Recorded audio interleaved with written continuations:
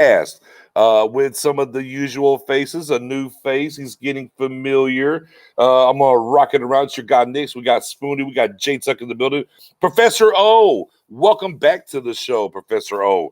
I've been waiting to get you, couldn't wait to get you back in here and get you rocking. So I'm excited about that there. And now I will say this, though, J Tuck, as I'm looking at the cast, you're a ghost. What is going? Yeah, you're a ghost. Oh, there you go. There it is. You popped in. Yeah, because I went through a time warp or something, man. Because I wasn't even hearing no one talk. Like everyone was just like nothing. And it's like, all right, here we go, man. But what's up, everybody? What's going on, man? Yeah, man. You know, we just got up off of the CFO channel, obviously having a little bit of a celebration, man. And we're giving the flowers away today to all of y'all that have came through, rocked out, did your thing. You know, not only for us, but with our guy J Tuck and whatnot. And boy, look at this, boy, nothing wants to work right now. Look, we're doing it. We're back doing it again. Yeah. Why not? I mean, we went through it last time. Right, but it's the fun, man. It's the journey, man. Are we still live? We good? Yeah, we good. All right, we're good, man. Yeah, we had some technical difficulties on my show to start off, man. We have some here, but it's all in fun, man. But we appreciate your guys' support, man. Not just speaking for myself, but I'm sure everyone on this panel right now, man. We can't do this without you guys, and we enjoy it, man. So for everyone who's been tuning into my show, or if you haven't, definitely check me out on Cowboys Fans Only. But I appreciate all the support, man, from you guys. Also in the Star Gang group, man. Yeah, and so let's rock out, man. We did a mock draft, but we're gonna run it back, man. We're gonna run it back, man. We already did on the CFO channel. Ciroc boys are in the building tonight. We're celebrating our guy J Tuck CFO hitting that 1K sub on YouTube, man. It's exciting 1 year anniversary, and then backdoored the 1K subs. And low key, I'm gonna keep kneeling my guy Professor over here. I think he's got great knowledge. I'm bringing him along. I'm gonna keep kneeling. Let me jump in the chat real quick, man. Make sure I get the likes up, get the shares up, man. Let's build it up. We're having a fun time on this mock draft, man, and we're gonna celebrate, man. Y'all see on the bottom of the screen, man. CFO 1K. 1K. And if you're here, shoot over to CFO and get it. Look, it's the push to 2K. Yeah, shout out to my guy from Panthers Nation's podcast. He's like, oh man, we gotta get you to 10,000. Like, whoa, 10,000 next. Okay. Yeah. 1K today, 10K tomorrow. Hey, but if it's anything like the pitch trade, man, we might be there quicker than we think. So. First and foremost, our guy Mo's in the building. What's up, my guy Mo, man? As always, Jason's in the building. What's up, Star Game, man? Appreciate you rocking with us. Space Cowboy. Yeah, Space. Winner, right. Winner of the first, the winner of the first round table, right? On the show. I demand a recount, man. But shout out to my guy Space, Rome. It was a fun time, man. So. In the building. Man, look, and our guy Texas from CFO came over here and subbed, and man, he's right back in the building. Appreciate shout out to our guy Texas Guy 86. Space also with the congrats, J Tuck next time. Oh, Star Game podcast, man. Hey, there we go. Hey, man. Hey, we ain't going to complain. Oh, Joseph, I'm seeing ghosts like Sam Darnold. I'm seeing ghosts, man. Yeah, can you get the likes up, man? We're gonna let it get here before we get going. We don't want anybody missing. Absolutely right. CFO gang. CFO is in the house. Absolutely. We are a part of CFO, just like he's a part of Star Gang, man. And we rock these things. Jonathan, this thing. Yes, sir. CFO 1K. SoFlo in the building. I'm about to owe SoFlo some money here soon. It's getting a little tight. What was that bet? That was the cornerback before? The outside corner before the draft. I might have misjudged this J. Lou Anthony Brown situation. Here's what's going to happen. They're going to sign a corner. They're going to sign a corner that's a special teams guy. That's what's Well, I mean, now let's be clear. Now, I mean, we've signed a punter and we've signed a long snapper. So you're not wrong on these special team signings that we've been up to and everything else. Once again, man, CFO 1K celebration. We got a live mock that's coming in here real soon. Morris in the building, man. Long-time listener as well. Submit CFO. Morris, man, shout out to you. Real quick, because we're giving away some shit. We are giving away some shit. J Tuck, run it down for the people in the back with the 1K celebration, what we're doing here. Yeah, absolutely. So I'll post a link here in the group, but what you got to do is go to my last video on the Cowboys Fans Only channel, my thank you video, right? Subscribe to it and comment CFO Gang hashtag in the comments. That's all you got to do, right? And what we're going to do on draft night, we're going to have a drawing and we're going to give away prizes. Now, how to double enter. So like my guy Mo's already been on it, right? He's in there. So you go over to the Star Game podcast on YouTube, you subscribe to their channel that I posted in the comment section, right? And comment Star Game, and you get 2 entries. And on draft night, after we draft pits, we're gonna spin a wheel, give a prize, spin a wheel, we're gonna let it rip. Price is Right style, man. So it's definitely gonna be fun. You guys definitely don't want to miss the draft show. Like I've been thinking about this draft show for quite some time, man. So I'm excited about it. Draft weekend's gonna be fun. I taking off work, don't tell me about it's gonna be a fun time, man. So we're gonna give it back to you guys. You guys give so much to us, whether it's your time, your effort, your interaction, man. So it's on us, man, to show a token of our appreciation. Yeah, man. Even if it's just a quick like, even if you don't comment, like just tuning in, man. Maybe we definitely appreciate y'all for sure. There's no us without y'all, right? And man, we appreciate everything. But with that being said, it's funny because we were on right. It just seems like around 24 hours ago, talking about NFL draft smoke, ladies and gentlemen. We were talking and all the stuff we talked about Atlanta. We went through these teams and whatnot. So. But we woke up and all of a sudden the Cowboys got caught up. Oh, the Cowboys got some draft smoke. There was no draft smoke yesterday for the Cowboys. Oh, dear God, but there's draft smoke right now. Matt Owen, Professor O in the building. Lead us off here. This draft smoke, this, hey, Jerry's enamored, Chris Mortensen. This, hey, the Cowboys might be willing to go up to 4. Hey, whispers. Maybe they've already called Atlanta about going to 4. What do you think? Is it real, fake? We're going to do it the same way we did it last night, guys. Are you buying the smoke or are you not buying the smoke, Matt Owen? I'm partially buying the smoke. So I hate to straddle the fence there, but it's going to depend on what happens at 3. I personally believe, and I'm in Atlanta, so kind of biased listening to the Atlanta radio. I think if Fields goes at 3, they want to trade out. Hold on, real quick, real quick, Matt Owen. Let the people know. My guy is in the building. He's in ATL, guys. He listens to local radio there. He has a different field than us that be around listening to this Dallas Cowboys local. He's tuned in Atlanta. Go ahead, Matt Owen. Hit him with it one more time. You got to rewind that back, Professor O, for the people. So Justin Fields went to Harrison High School. It's in Kennesaw, Georgia. It's about 25, 30 minutes from Atlanta. He's a hometown guy. He grew up here, played at UGA before transferring to Ohio State. He is a Georgia boy. They would love to have a quarterback like him. So what I think is happening is Falcons are already shopping around to see what we're going to do if Fields is not there at 4. There's rumors that they like Trey Lance, but the coaching staff and the GM are kind of split on that.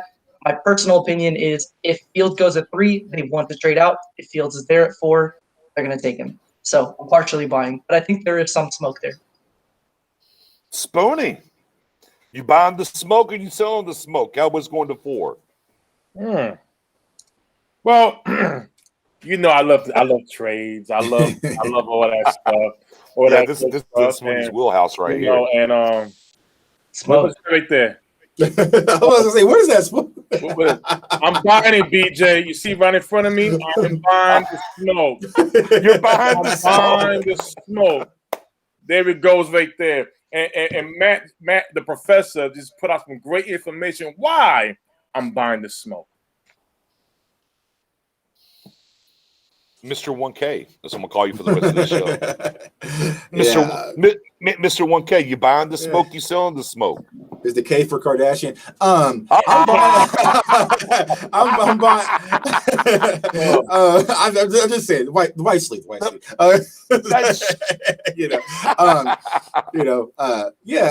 I'm buying the smoke as well, man. I feel like, like my guys, just where there's smoke, there's fire, man. So I feel like either it's going to be the Cowboys, whether we've probably called and kind of piqued their interest, but I think the heavy buyer would probably be New England, which was the other team that was mentioned. So just like Professor said, man, if they can't get their guy, because I watched Justin Fields way back on the Netflix show QB1, man. So it's like he's a homegrown kid, and so I feel like that would probably be the move for Atlanta. But I'm also hearing that Atlanta wants to go defense, and so they're probably seeing, okay, we could slide back and get a defensive guy, whether that's going to be the pick for Parsons or one of these corners we continue to speak about, man. So I think definitely Atlanta's open for options for trading, and will the Cowboys do it? We don't know, but I feel like someone's going to jump on draft day with the Atlanta pick. I'll be surprised if they stay at 4 and make that selection, which keep that train rolling. I'm going to trim away some of your options here, guys. Okay. Is what I'm going to do. I'm going to trim away. My guy Derek says, buying the smoke for show. My guy Sandberg says, not buying the smoke at 4. Sorry. I have a source that does Falcons and draft content. I doubt it. I have Eric coming in. 10, 44, 99 equals 4. Not necessarily. Yeah. Not necessarily. I think actually we did a trade on CFO that worked out 175 in 3rd round next year would get done via the draft board. Now, Professor O, you're called the professor for a particular reason. Break it down, people, exactly how the Cowboys go from 10 to 4 with that great example about the Dolphins and whatnot, and why it wouldn't cost us a second. Yeah, so before we even talk about the Cowboys scenario, I want to run down some relatively recent scenarios of teams trading up and what it cost them to do that. So a trade that's right up our alley, 2013, the Dolphins went from 12 to 3. So further back than we are to further up than what we want to go. All they did was swap 12 and add in a 2nd-round pick. And they went further up than we want to go. A couple other relevant trades. Jaguars went from 16 to 10, just added a 2nd-round pick, nothing else on top of it. Browns went from 4 to 3, so they moved up 1 spot in the 1st round. Added a 4th, 5th, and a 7th. So no premium picks to move up 1 in the top 5. A couple other trades. Vikings went up 6 picks last year. That was a 4th and a 5th round pick. So again, nothing high. And then the Packers went up 9 spots and they added 2 fourths. So that's 6 trades right there where the teams did not give up anything really substantial besides a 2nd or a late round pick. Another pick, 2019, Pittsburgh went from 20 to 10. That was a late 2nd and a 3rd. So it's definitely doable to go from 10 to 4 with 2 3rd-round picks. Maybe a 2nd if you want to do 75 and a 2nd next year. Even then, I'd still be in on that. But I think 2/3 is doable. I mean, there's a precedence for it in the past. The issue we're going to have is the Patriots are wanting to trade up for a quarterback. So when the quarterback conversation comes in, obviously the price goes up. If it was 2 teams competing for Pitts, I think we'd be in a better standing than New England would be. But as soon as that quarterback gets thrown in, obviously the price goes up through the roof. So that's going to be the biggest challenge. Right. And I mean, Atlanta, 28 to 3. They're not trying to throw no bones to New England right now. Right. They're not trying to throw no bones to them right now. But besides that, let me narrow it down a little bit further for you guys. With this smoke that's going on right now as it pertains to going from 10 to 4.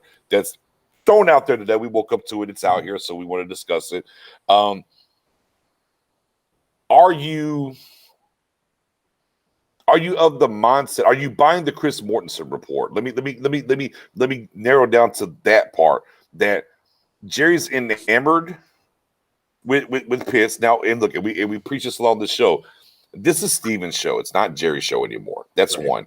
2. The other side of that is Fisher came out with the report afterwards, says, and he believes that they're absolutely going to call and do their due diligence about the number 4 overall pick.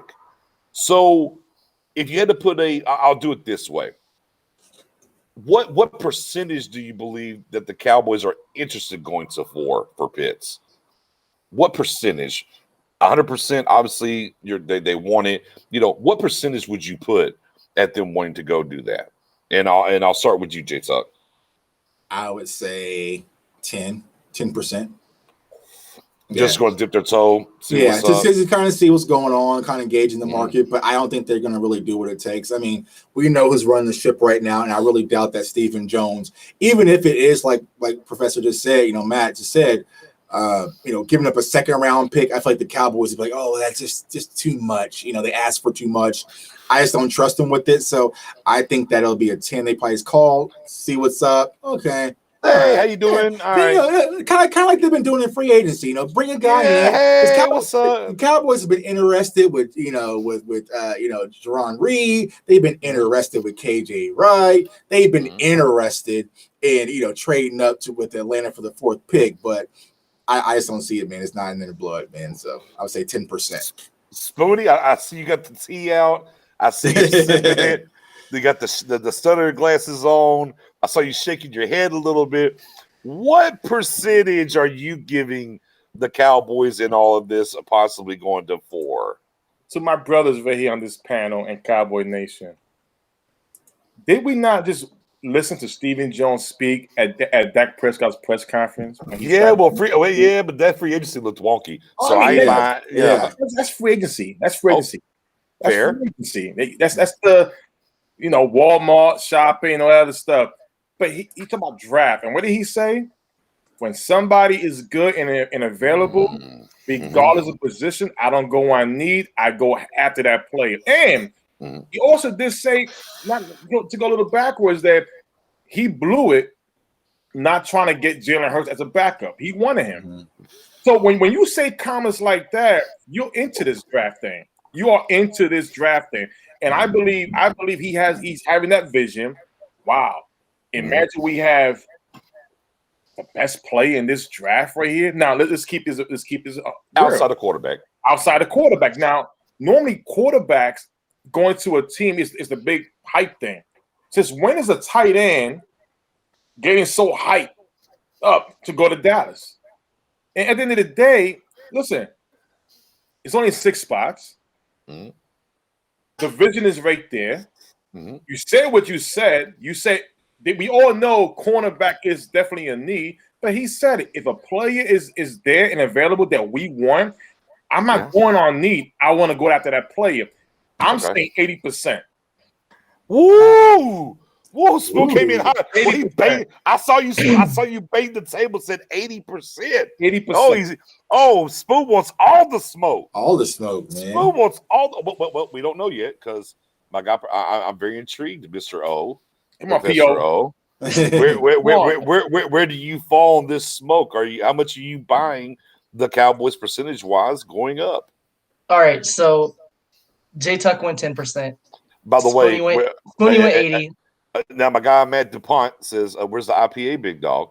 Right after this, I'll go grab it. I'll show you. All right. So, my guy's the IPA king. Go ahead. I am. You got 10 and 80. J Tuck went 10. Spoonie went 80. I'll give you the other 10%. So we hit 100. No, realistically, I'm saying 10%. I don't think it's that likely. I think it's like Tuck said, it's a feeler call. Hey, hypothetically, what's it going to cost us to move up there? Keep our number. We'll give you a call if we want to jump. I don't think that they are aggressively trying to move up that high. Right. I do think they would aggressively move up. I don't think they're going to go to 4 though. Like we talked before, when you start getting in that Detroit range, like 7, I think that's really more up their alley. We'll toss you a 3rd or something like that. So yeah, I'd love to see them go. I don't think they're going to go that high, so 10%. Yeah, the thing about it is, and back to my guy Ronnie just chimed in, said he's not just a tight end in college. Teams don't put their top corner on just a tight end. Watch how he busts all the top corners' ass on his tape, right? I mean, it's there. And my guy Mojo chiming in with that 0%.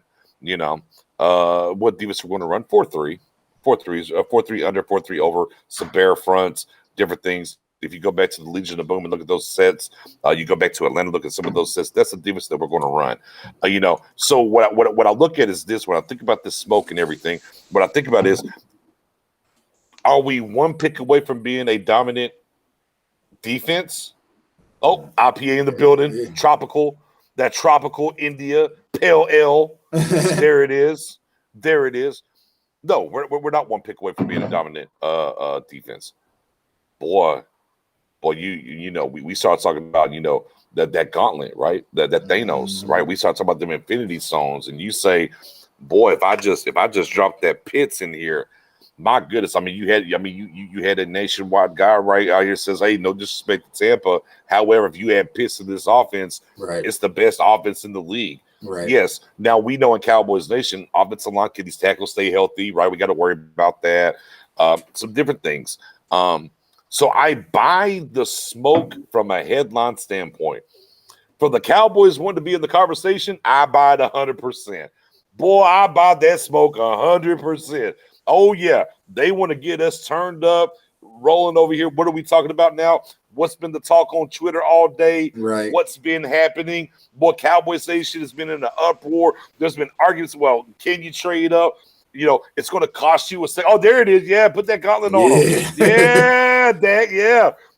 So I think that's 100%. The Cowboys are going to feed into that. I think the realistic aspect to me is 7, not 4. That's where I'm at. I'll give up a third to go to 7 to get my guy. I don't think they're going to go up to 4, especially with the problem is always this: quarterbacks are going to be in the conversation, and when quarterbacks in the conversation, it just is what it is. We talked about the smoke with Atlanta yesterday, right? And the smoke from Atlanta was, well, the head coach thinks Matt Ryan has 2 years. Well, the GM there thinks they need to get a quarterback. That's all smoke because you don't have a new coach and a new GM not on the same page right now. Right. That's fluff. That's, hey, we want somebody to come up here and come take this pick from us, and we want the most we can possibly get. So I don't think even on the celebration show that we just did, man, shout out to Philly Fresh in the building. This guy Tuck, that part. Appreciate you coming through. Man, go ahead, that's somebody here though. Ding. But I don't think that the Cowboys, as we did the trade for a third this year and a third next year, I don't think that's going to be enough. I don't think Atlanta's going to settle for that. So I'm actually Tuck, 1K Tuck. I'm with you 10%. I'm buying 10%. I'm buying 10% of the smoke. I think that this won't be no late night text. Hey, big head. It's just gonna be like, hey, what's up, guys? I bet. Click. Yeah. And I think that's about where it's at. Right. I think in a mythical rainbows, sunshine, Care Bear world, absolutely. I will buy the fact that I thought this very early on, and I talked about this in January. So now I do think in that building, yes, I think they would absolutely love to add Pitts to this, but I think it has to be in the right scenario. I don't think 4 is going to be it. We've seen stranger things before, and she had to work late tonight. She couldn't get on, man, but she did say she sends her love. She's timing in for about 2 minutes. We might see a comment from her, Alonzo. But yeah, 10%. I'm with my guy Tuck. 10% on the number 4 overall spoke. That's where I'm at. They're going to pick up the phone. Right. They're going to pick it up. Right. But that's probably about as far as it's going to go, right? But if they pick up the phone, I feel like they can pick up the phone and call Detroit. So it's like, and that's where I think that's what we got to circle. I think we got to circle Detroit. Right. I think that's the one that you circle is Detroit for sure. I think that's really there. And we'll probably get to this when we go to the mocks, but Atlanta was one of those teams that were kind of in the way, and so kind of Kill Bill hit list, get those guys up out of here. And so New England, look, if New England comes up to 4, it's a win for us. Right. It's a win for us. It pushes our guy down, and we're kosher because then all of a sudden, we talked about it before. I think Cincinnati's going to Jamar Chase. Right. I truly believe defense is a big thing to look at when it comes to the Dolphins. I don't think it's a foregone conclusion offense, but you have Tua and you got those 2 guys from Bama. So again, things are lining up for you not to have to move. But I'm with you, Tuck. If we get them Falcons up out the way, this is one. It's one team. There's the Panthers and get clipped, man. Clipped, and I think we'll be set free, man. No ifs or buts about. Let me grab some of these real quick. Yeah. A problem with a top quarterback being on the board, especially if the 49ers aren't blowing smoke about Mac Jones. Right. And of course, and we talked about this yesterday, Joseph, right? That Adam Schefter said he'll be surprised at this point if Mac Jones ain't the number 3 pick. If Fields is there, I'm with Professor O. I'm with my guy Matt Owen. If Fields is there, I don't think there's no way in hell Atlanta trades out. Right. I like Loki. If Fields is on the board, do y'all think Atlanta's going to walk away from that? Nah. No. Yeah. Okay. I think, and I'll throw this out again, and we did this yesterday. I'll do it. I'll get Professor. If y'all want to go, guys, I'll let y'all go. To me, I think Justin Fields is the number 1 quarterback in this draft. That's where I'm at. Matt Owen, who's your number 1 quarterback in this draft? I like Trevor more, but Fields is right up there. I mean, it's one of those things. It's kind of crazy how draft season comes upon us because during the season, it was all season long was Trevor, Justin. And then Zach Wilson kind of, snuck in the conversation later on. And now people are talking about Mac Jones going in front of him, maybe Trey Lance going in front of him. I personally have Fields at 2. I like Wilson. I see the physical tools, but I just look at what Fields has, and he's a total package. He can run, has a great arm. A lot of people talk about he throws to his first read a lot, but truthfully, a lot of college quarterbacks do that, and even NFL quarterbacks do that. Tom Brady threw to his first read 68% of the time last year. I mean, it's pretty common in football. So, yeah, I still have Trevor number 1, but Fields is a close 2 for me. And it'll sure be easy to throw to your first read in Atlanta. So your first three reads actually in Atlanta. So like, right. So he might fall into a great situation. Yeah, I mean, how about this? It says, I feel like the Bears have to trade up to take a QB. No way in hell they're content with the red rifle or the BB gun, as I call him, right? The BB gun. That fan base is about headed with those S-word QBs. And that's another team that could come up, right? I mean, obviously, that's another team that definitely could come up and see what's happening. Again, the quarterback situation is the issue. Now, look, for us, we want 5 quarterbacks to go before 10 anyways. Bet. All of them. Come up, fly up the board, come get your quarterback, right? We know 1 through 4 can be quarterbacks, whether it's Atlanta or somebody coming up. Now you get to the Bengals, you get to the Dolphins. If you own quarterbacks, they're not going to draft quarterbacks. You get to Detroit, could be a quarterback though, right? You get to the Panthers, could be a quarterback though. Right. So I mean, even I don't think the Broncos are going quarterback, but it wouldn't shock me if they went quarterback at the same time. Yeah. So man. I mean, it's a different thing. Go ahead, no, especially since they even entertained the trade with for Carson Wentz with the Eagles. There was a trade on the table, trading Drew Lock and the Eagles trading Carson Wentz as a swap. So at the end of the day, you got a new GM. Remember, John Elway is not the GM there no more. He is, as an operation. So they want a new quarterback. They already signed 2 cornerbacks already on 1-year deals. So the draft need for a cornerback, it may be just put to the side. And it's possible that a quarterback may land in a spot. When it BJ, to add on to what you said about Justin Fields, he was sliding. Let's not forget the 17 NFL draft when Mitch Trubisky got hyped up. Why? Deshaun Watson fell. That number 10 overall pick, I forgot who had the pick, but 7 teams was trying to move up on that 10th spot to get Pat Mahomes, and Pat Mahomes was mocked to be in the 3rd round. He was quiet the whole process. So this is the thing where we all know Lawrence is been talked about. He's been hyped since high school. Coming to the NFL draft, he's the number 1 overall pick. After that, it's always been Lawrence, Fields, and Lance. All of a sudden now, you see Wilson makes that leap, and Lance and Fields are falling. Well, guess what? That's going to favor the team that really wants him at the back end. And this is what the holes. Let me tell you, I always say this: the draft, the way they do the draft with the media and hyping players up, is just as dirty as the streets. Right. And at the end of the day, you got some teams who get caught up in the trap, and you got some teams that benefit off of it because the guy they really want, who is the better player, falls. Justin Fields. Listen, I feel that Fields and Lance are the better quarterbacks than Wilson, but they're gonna fall. They're gonna fall.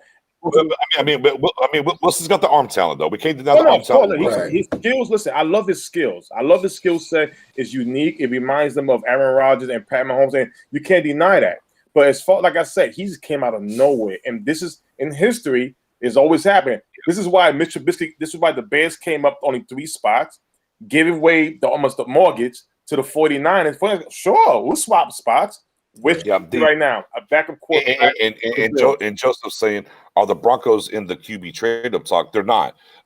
They're kind of committed to being Drew Lock this year to see where it goes. I think if a Trey Lance or somebody fell to them at 9, I think they would possibly broach and take him. And of course, Carson Wentz was offered, and back to what Spoony was talking about earlier, Carson Wentz was offered to the Broncos, and the Broncos basically looked at them and said, we think Drew Lock's the same quarterback as Carson Wentz. We're good. Right. And so, I don't think they're going to be in the idea of moving up to go get a quarterback. However, if the right guy falls to them at 9, they will take quarterback, and that's kind of where it is. But yeah, man, I mean, it's as I always say, when it comes to the NFL and sports in general, it's the best reality TV that we have, right? It's really good. Oh my God, Ron just said reality TV. Let me throw that up there. Yeah, that's true. The boys on the draft shows like, it is, man, because no punches being held, nothing being folded. Here's the thing about it: as we gave our smoke. I mean, now Spoony out here all the way with the 80%. We'll leave Spoony with the 80%. Yeah, he bought all the smoke. I'm sticking. He's buying all the smoke. Although even with this at 10, if it was to happen, we wouldn't be surprised. The one thing that I will say that we've talked about continuously, if you're not going to be aggressive in free agency, Well, damn it, you better be aggressive in the draft. Right. Go get your guy. And look, we all know I'm Pitts. I'm Team Pitts. Y'all know my Twitter handle, Pitts Train. Y'all know Jay Tug. Y'all know, Matt Owen is also on that train. He was the first guy I know that said, man, you should give up that third and go to 7 to go get Pitts even. Right. And Spoonie's on that train. However, I'm still Team Cowboys, star over everything. I'm okay giving up picks if they want to go get a guy that they want. Right. And I'm okay with that. Go make sure you're aggressive and get the guy that you want. To me, I think that's in the second and fourth rounds, second through fourth, 3 rounds, 5 picks, turn those into higher picks. But hey, man, we just did a mock draft on Cowboys fans. Only just hit 1K. 1K. 1K. Guys. We're going to 10K next. Forget the 2. We already. We're skipping. We're skipping. We're 1K. Yeah. We're doing ones. We're doing 1K, 10K, 100K. Right. That's all the other numbers. No retweet. Yeah. No more celebrations, man. Yeah, that's it. We're talking Super Bowl, man. Right. And of course, we traded up. Do you have that handy real quick before we get to our mock draft? Do you have that handy real quick to what we did? Let me see if I still have it up. Yeah, and my guy Ron saying congrats real quick. And we're going to run that. We traded up to 4. Real quick now. We're not going to trade this mock draft we're doing. We're going to stick and pick all 10 picks. We're not trading up. We're not trading down. We're going to stick and pick, and let's see what we come up with. But on the CFO, Cowboys Fans Only YouTube channel, we traded up to 4, gave up our number 75 in next year's 3rd to get up to 4. We took Pitts at 4. And then we ran through it. Do you have Matt on? I know you was over there. Do you happen to have those picks? Let me see. Yeah, who we took? Yeah, I can tell you. Yeah, go ahead. Traded up for Pitts, took Eric Stokes in the 2nd round, Jamar Johnson in the 3rd round, Damon Davis in the 4th round. We also took Tonga in the 4th round. We took Robert Hainsey in the 5th round, Marco Wilson in the 6th round, and then ended up with Puka Williams and Mustafa Johnson. That's it. All memorized. Got it. That's why he's a professor, man. That's why he's Professor O. That's why he's get on them IPAs. That's why he's Professor O. That's why we call him Professor O. So we were able to trade up and literally address every level of the defense and be okay. Right. And still walk away unscathed, if you will. Right? So now what my guy Geechee Cowboy in this thing said, what's when he drinking the Kool-Aid? Kool-Aid, yeah. Matt DuPont, but on that mock, Matt DuPont said, but here's I want to say something about the Kool-Aid thing, bro. Go for it. We made it. We got the pitcher out. We put the sugar in. We stirred the spoon. We got the cups out and the ice, and we poured it. So yeah, we can drink some of the Kool-Aid, that's my thing, man. But and the Kool-Aid is everybody's goal is to get to number 6. Right. That's everybody's goal. We're all Cowboys fans here. Yeah. Right? There's no hidden agenda. It's not like, oh man, if we get Pitts, man, it's going to tank this franchise and we'll be really screwed. There's no hidden agenda, man. We believe that Kyle Pitts gives us the best opportunity to win. You might believe it's another option. It's not like it's one specific player. We're tied to this guy. We just play with this draft. He gets the best opportunity to be where we're trying to get to. I think that's key too. I think a lot of people are locked in on hearing. We talk about Pitts a lot, and rightfully so. But all of us like other guys too. We're all cool if Pitts goes before us. Sitting there at 10 and taking Horn, Satan, Slater, and Soul. We'll take one of those 4, and all of us would be happy about that too. It's not like we're like Pitts or bust. Right. And look, with the rookies, especially second rounders, need time to develop. Did you like how Diggs developed last year? Right. Did you like Gallimore in the 3rd round, how he developed last year? And my guy Ronnie, who's going to hit here, and it's going to sound like Nick's talking. Right. No way 10 rookies make this team. How long have I been saying that? Right. 10 guys ain't making this team. Right. Use some of them. Get your ass up there. Look, if we were able to turn this into 4 picks in the top 100, boy, I would be super. I would be super excited. If you package the 2 fourths, if you package the 2 fourths, you can jump back into the late 3rd. I think it gets you to 95, 96-ish. So I mean, that's doable if you want an extra top 100 pick. Right. Boom. That's what I'm saying. If I could get 4 top 100 picks, man, I am super. Man, we already have excited. 4. That would be 5. No, 5. Yeah. I mean, bro. Yeah, 5 even. As many as you can. Go up the board. But now, with that being said, though, we're here to do a mock draft. Let's get to it. Now, we're a little full on this screen, so I'm going to talk y'all through it. All right, I'm doing the PFF. I don't want to drop anybody out where nobody has a voice here. I want to make sure we all have a voice. So again, we're doing the base settings on PFF is what we're going to do. Right. So I'm going to go ahead. I'm going to start the draft, guys. I'm going to start it, and we're going to roll it and see where we're at. All right. So let me run down the first round. So we pick the top 9 picks. Trevor Lawrence going 1, big shock. Okay. Zach Wilson going 2, big shock. Justin Fields going number 3. Okay. Maybe Adam Schefter will be shocked. Right. Falcons. They take a wide receiver. His name's not, but his name is not Jamar Chase. His name is Devontae Smith. Wow. They go Smith. All right. We get Petey Sewell to the Bengals. Okay. We get Jamar Chase going to the Dolphins. Micah Parsons going to the Lions. Boy, this looks good, don't it? But it's more intense when you can't see it. It's juicy. It's juicy, guys. So we got Lawrence at 1, Wilson at 2, Fields at 3, Devontae Smith at 4, Sewell 5, Jamar Chase 6, Micah Parsons 7. Panthers. You want to guess where the Panthers went? You want to guess before I tell y'all? I would say we're not receiver. Waddle? Waddle. Yes, I say Waddle. Guys. So let's run that down. 1 through 8. Lawrence, Wilson, Fields, Smith, Sewell, Chase, Parsons, Waddle. There's only one pick before us, and that's the Denver Broncos. Denver Broncos. What did Denver Broncos take? You said Surtain, okay. I think they took Horn. You think they take Horn? Spoony? What did the Broncos take? Surtain. You're all wrong. Slater? No. Hey, guys. Parsons? Guys. Go ahead and put your RIPs up. Kill the train. Kill the pitch train. Kill the pitch train. Kill the pitch train. That's kind of scary, though, having Noah Fant and him together. That makes no sense. And you got Judy and Cortland Sutton. That's pretty dynamic. I mean, if you're trying to help Drew Lock out, I mean, my goodness. Jeez, all right. So Kyle Pitts goes number 9. Broncos are all right, guys. Haters. They are some haters. I don't like this mock. What side are you using? The same one you did.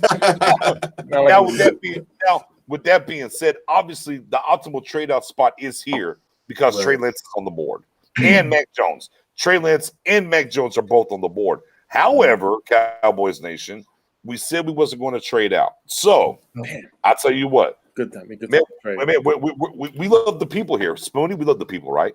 Right. Yeah. Matt Owen, J2, we love the people. We do. All right. So both quarterbacks are on the board. Or maybe a free safety, Surtain, free safety. But Surtain and Horn's on the board. But there is Lance and Mac Jones on the board. Cowboys Nation in the chat, do y'all want to trade out or do y'all want to stick and pick? And I'll spin it around. Matt Owens, at this point, I'll run them down for you again. All right.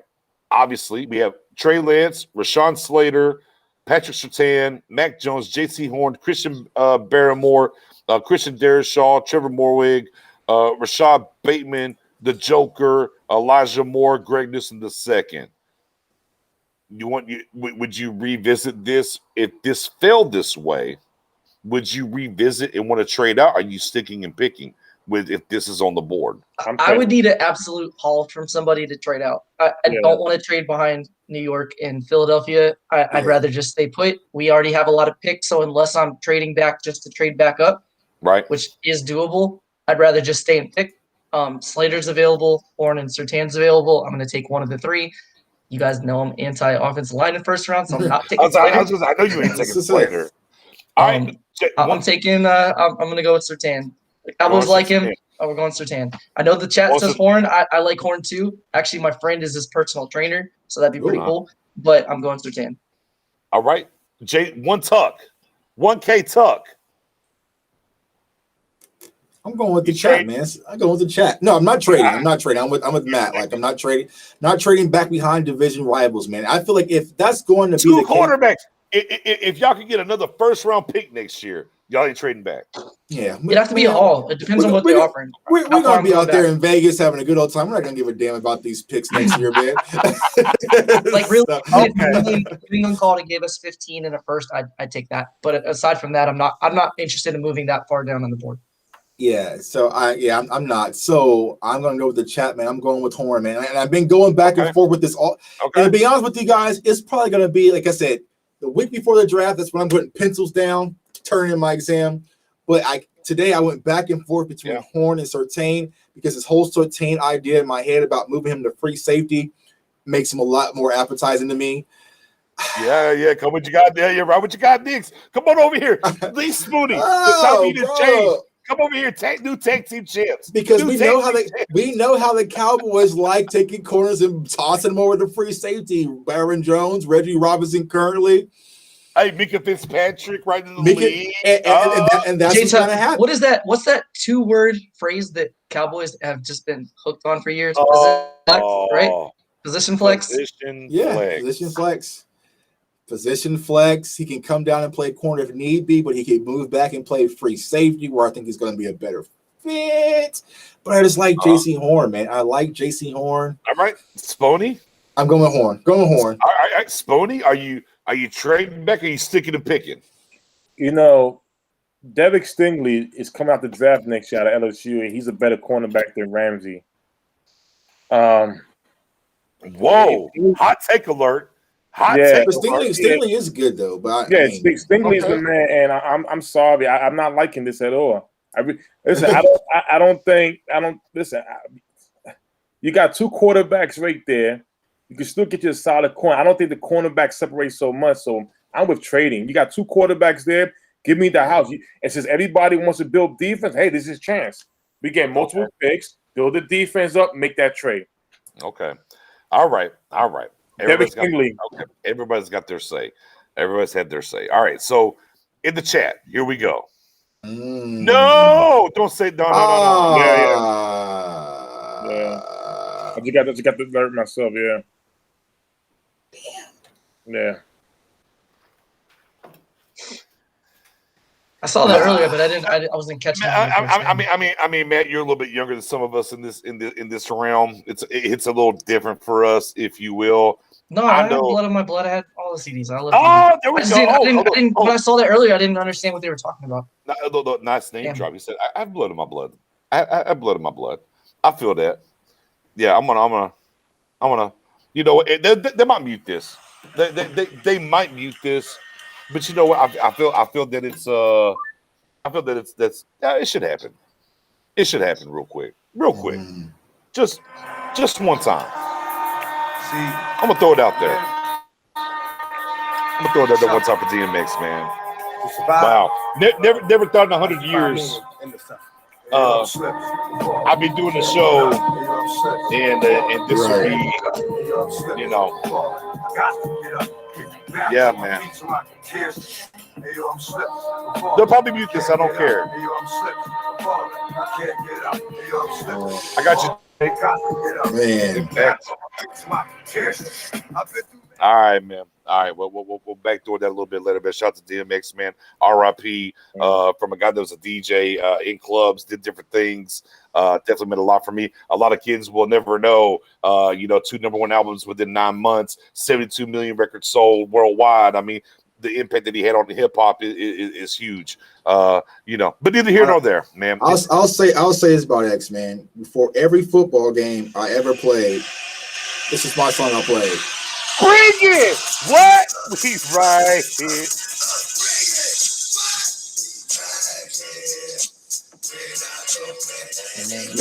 Man, that like even to this day, like when I'm in the gym and that song comes on, it puts me in a whole different mode, man. DMX was incredible, man. Like he really filled the void, man, and it's sad. Like, you know, a lot of people don't know his story, his background, man, but I was lucky enough to see DMX live before kind of the downfall, man. And it was one of the most powerful, prolific concerts I've ever been, man. Like, you're literally holding hands with strangers praying after you just seen the Rough Riders, and it's just powerful, man. But rest in peace, DMX, man. No, definitely. I mean, look. Again, for those that are very young, there was a point in time that DMX was bigger than Jay-Z. I'll leave it at that. And I'll definitely leave it at that. With that being said, man, we'll talk about this off camera, some different things later. Let's get back to it, though. We'll have to push through, man. Shout out to Darkman X and what he meant. Unfortunately, he couldn't escape those demons that have plagued him his entire life, unfortunately. Let me give it to my guy, Dom. Man, I forgot we were talking. So we picked Horn, right? Yeah. We're talking about trading back or not. Let me give this to my guy Dominic, who's in the building. All right, Dom. So here we are at 10, right? Pitts is gone. Okay, Pitts is gone, right? But you got two quarterbacks on the board, right? You had Trey Lance. You got Mac Jones on the board, right? Now also on the board is Patrick Surtain, J.C. Horn, and Rashawn Slater. Would you be at this point? Are you interested in trading back now, or are you sticking and picking, good sir? Are you sticking and picking? You know what I mean? My guy Chris saying, boom, one of my all-time favorites. That's what's up. My guy Steven's in the building. What's going on, Steven? Long-time listener is what it is. You know, as Dominic gets to hear that roll around, man, I'm with y'all. It has to be something that blows me away. Dom's with the big trade. I'm with big trade. But here's my thing with big trade. It has to blow me away. I need something this year and next year. And I know when I'm doing this, it's giving me capital to come back up. I have to turn 10. To me, I have to turn that 10th pick into 2 first rounds this year. Now, I will say this. The one thing that kind of entices me as far as making a trade back is that a lot of the weapons that I fear going to my division rival are gone. So we got Chase out of the way, Waddle's out the way, Pitts is out the way, Sewell's out the way. And so it makes it a little bit. Go ahead, Philly. Take Mac Jones. Yeah, right. Take Mac Jones, take Surtain or JC Horn. You know what I'm saying? Like, and so that's kind of the hard part. But I'm still staying right 10 and making the pick for JC Horn though. So trade back and get Xavier Collins. There you go. All right, so let's put it up. Let's put it up. Everybody tossing out a couple trades, by the way. If New England, for instance, were to trade, we could potentially get 15 and 46. I don't know if that's enough for you guys. That we would actually win the trade value there. Or we could also get 15, 96, and 2/4 from them. Is that enough for you to jump? I'd stay put unless they're giving me a first. Low key. How about Chicago? Oh no! Wait! Chicago's 20. That's pretty far. No. I'm not going that far back. I'm not going that far back, guys. I'm telling you right now, 15 and 46 sounds sexy as shit to me. I ain't going front because we picked 44, 46. Look, I mean. Now it's a calculated risk here, right? But I'm thinking if we go to 15, I'm thinking we're still getting the Horner Surtain at 15, guys, with 2 quarterbacks in front of us. Yeah. So basically, you would take the 15 first round pick, and we get 2 seconds, right? And what's the other pick we get in return? 46. It'd be 46. So we'd pick 44 and 46. That's it. Yep. Or you can get their 3rd and 2/4. And no. I'm not on that. I want 15. I'll take the second round pick. We still get. All right, Cowboys Nation. That's what we're going to put it up against. Everybody in the chat right now, y'all want to stick at 10 and pick, or do you want to go back and get 15 and 46? Let us know. We'll hash it out here. We'll come back and get the votes. Also, Ronnie asked the question, why trade back? We already established 10 rookies aren't making the team, so now we think 11 or 12 does. No, we're still trading back up. So we trade back to get more ammunition to move back up.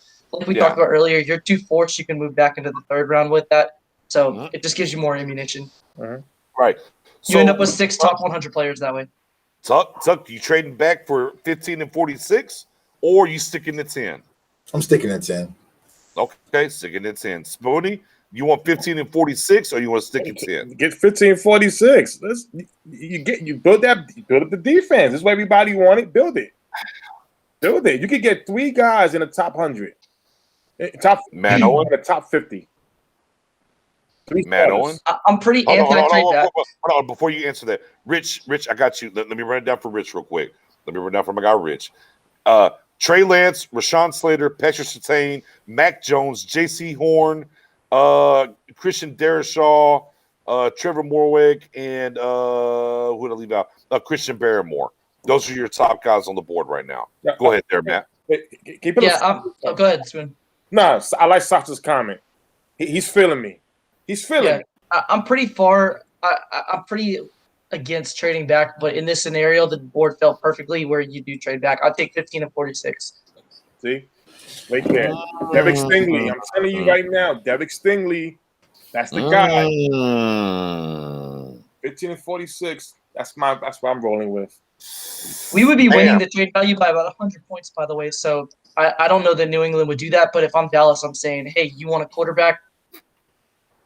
Come on. Come on. It. Listen, we right here. Man, but we're not going anywhere as the other side of that, though. But we're not going anywhere as the other side of that. Man, I'll tell you what, 15 and 46 is very sexy to me because it gives me that I can double dip. I don't have to feel pressed right at 44. But you know what? If I do that, we open up the floodgates. Now we're trying to trade back up in this mock draft and do these different things. So I'm going to give the one caveat because we said we wasn't going to do any trades. The board fell the right way. We're going to pivot. So one time and one time only, and we're going to start it right now after Texas. The votes from y'all in the chat. Do we trade back or do we stick and pick? Forget that. Because I think we'd be cool. I think all of us are cool sticking it in. I think on the other side, sure, we traded. Sure, whatever. Right. Y'all want to trade or y'all want to stick it in and go? And go. Well, let's you pick a safety, but I don't care about that. We sticking or we moving? There's a little bit of a delay. Got to wait a little bit. So we got a trade back. One trade back. Man, that damn DMX messed me up. Yeah, we got one. We got one trade back. Yeah, Geechee, absolutely, man. RIP for sure. We got one trade back. What else we got? Get your votes in. Trade back. Wow. Feeling it. In the mock, by the way, did offer in the mock? We got 4 trades. It won't give me what they offer. I can just click it and then it didn't say what I want. There are 7 different trades here. Okay. I think, looks like trades are overwhelming. Oh, Philly wants to trade. Hey, Philly. Sorry. Yeah. That's a good go with Sasha to say, give me Stephon Gilmore. You can keep those picks for next year. The only problem with Gilmore is this. You got to pay him. And we know, there you go. Dollar bill. I know we talked about it before, but if I'm trading for a New England corner, I want Jackson. I mean, he's 25. That part. Yes, that part. So we're going 15 and 46 for 10. Okay. Trade accepted, ladies and gentlemen. Look, that's the only trade we're doing, though. I'm not broaching any more trades tonight. The board fell the right way. We're fluent on this show. We want to give y'all a voice. Y'all spoke. Majority said, let's do it. All right. Now, we got to, as we say, spin the wheel. We got to bend the block now. We got to bend the block. Y'all ready? See what's out there. Y'all ready? All right. Number 10. They moved up. The Patriots moved up for Trey Lance. All right. Trey Lance. Reasonable. Realistic. Right. The New York Giants. The New York Giants took Patrick Surtain. Okay. Mm-hmm. I gotta get a drink. The Philadelphia Eagles. Don't worry, CD Lamb will Surtain very well. The Philadelphia Eagles took J.C. Horn. Oh, the chat's gonna kill us. All right. No, they can't kill us because they wanted it. Yeah. The Chargers took Christian Darrisaw. Okay, you know that. Yeah, they need that. The Vikings took Caleb Farley. Okay, they need that corner. Is in trouble. All right. So, I mean, Mac Jones is on the board. But without that being said, Rashawn Slater's here.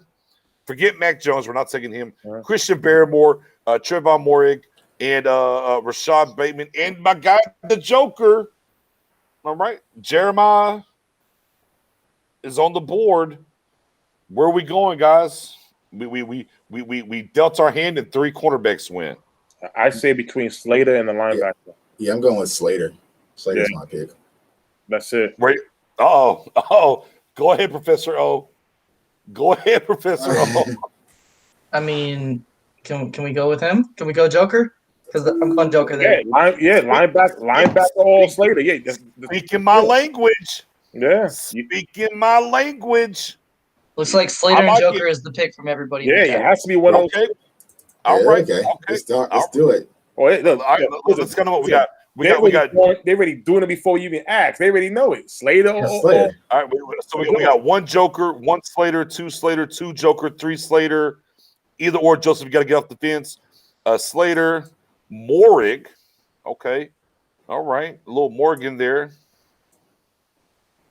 Does fit Quinn with Joker. Slater beat Chase Young's ass drafting. All right, we're close. We're close. Slater again. No way you could say Joker at 10. We're not at 10, bro. We're at 15. We're at 15. Catch up, bro. Talk about the Joker. Whoa, this is tough. Boy, this is neck and neck here. All right, guys. On the bottom, tag team on the bottom. Let's get it. Y'all said Slater. Tag team on the top said Joker. Go ahead, go for it. Slater, man. Slater. That's your best argument for Slater. Okay. Oh yeah, it shouldn't be. I mean, do we have to make an argument between Slater and Joker? You don't we think? Do. Yeah, we do. You don't absolutely. think? No, you think Slater's that much more better than Joker? Yeah, absolutely. Absolutely. Plus, we can get you a linebacker since we just leveraged off these picks. We can come back in the second round and get you Slater at a 15 pick. That's a hell of a value. Plug him in, play guard. You can have a left tackle for the future if something happens with Tyron Smith or Lyle Collins. It's an easy play and plug and play. If you draft the Joker, you really have to see where you're going to fit him. Especially we got Keanu O'Neal, Jalen Smith clogging up things, Leighton Vander Esch clogging up things. So I'm going with Slater easily with this pick. I really wasn't. Well, I think the Joker is the antithesis of what the linebacker position is going to. Is what I think. I look at. But Ryan just nailed it on the head. Ryan just nailed it though. Well, okay. If he's there, we'll see. If he's there, but here's the thing. Slater might come in and maybe start over Connor. Maybe. Okay. Joker comes in, creates competition, and we know we have no linebackers lined up for the next year anyways. It's going to be here. Yeah, that's where we are. Well, we got 2 second-round picks. You can definitely. We do. No. Great point, Spoon. We do have 2 second-round picks. Right. Listen, I like both. It has to be one of them. And again, I agree. There's no future linebacker on this team except maybe Jalen if he stays longer. They still got to decide to pick up LV's option in May. Joker basically is what Keanu O'Neal is going to move. Going to be. But like I said, when it comes to Slater, here's the thing: there's still value at linebacker in the next 2 rounds. How much is value in the guard or a tackle like Slater in the next 2 rounds? So that's why I will go with Slater. All right, Professor O. All right, let's go. Okay, so offensive line. You can find offensive linemen in every draft, 7 to 8 deep, who are starters. So you can get these guys in the 2nd and 3rd round every single year, not just this year, every single year. Joker is Dion Jones, who Dan Quinn's team thrived around.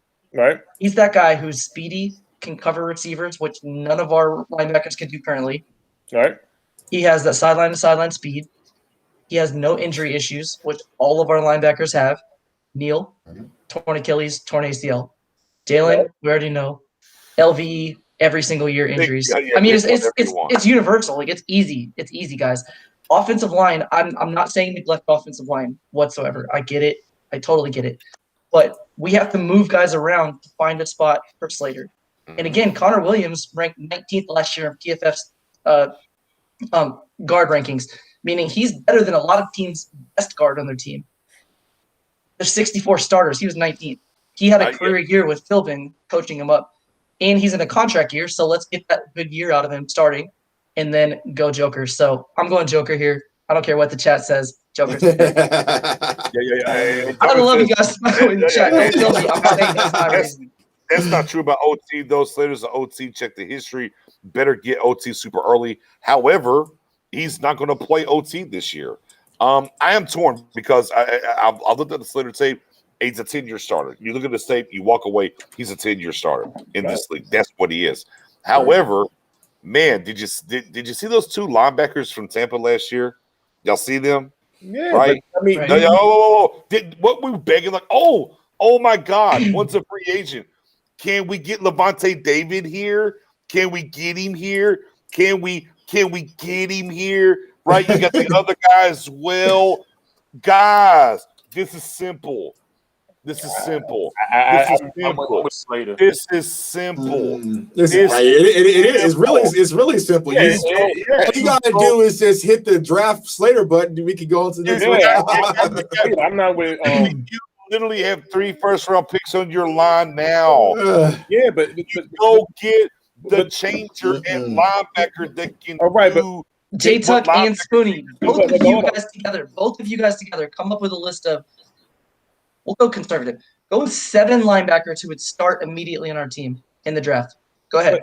Both of you together. But here's the thing about it. Because I can name at least 10 offensive tackles or offensive linemen that could start on our team. Yeah, but you go ahead and name 7 linebackers, and I'll name 10 offensive tackles. But here's the issue.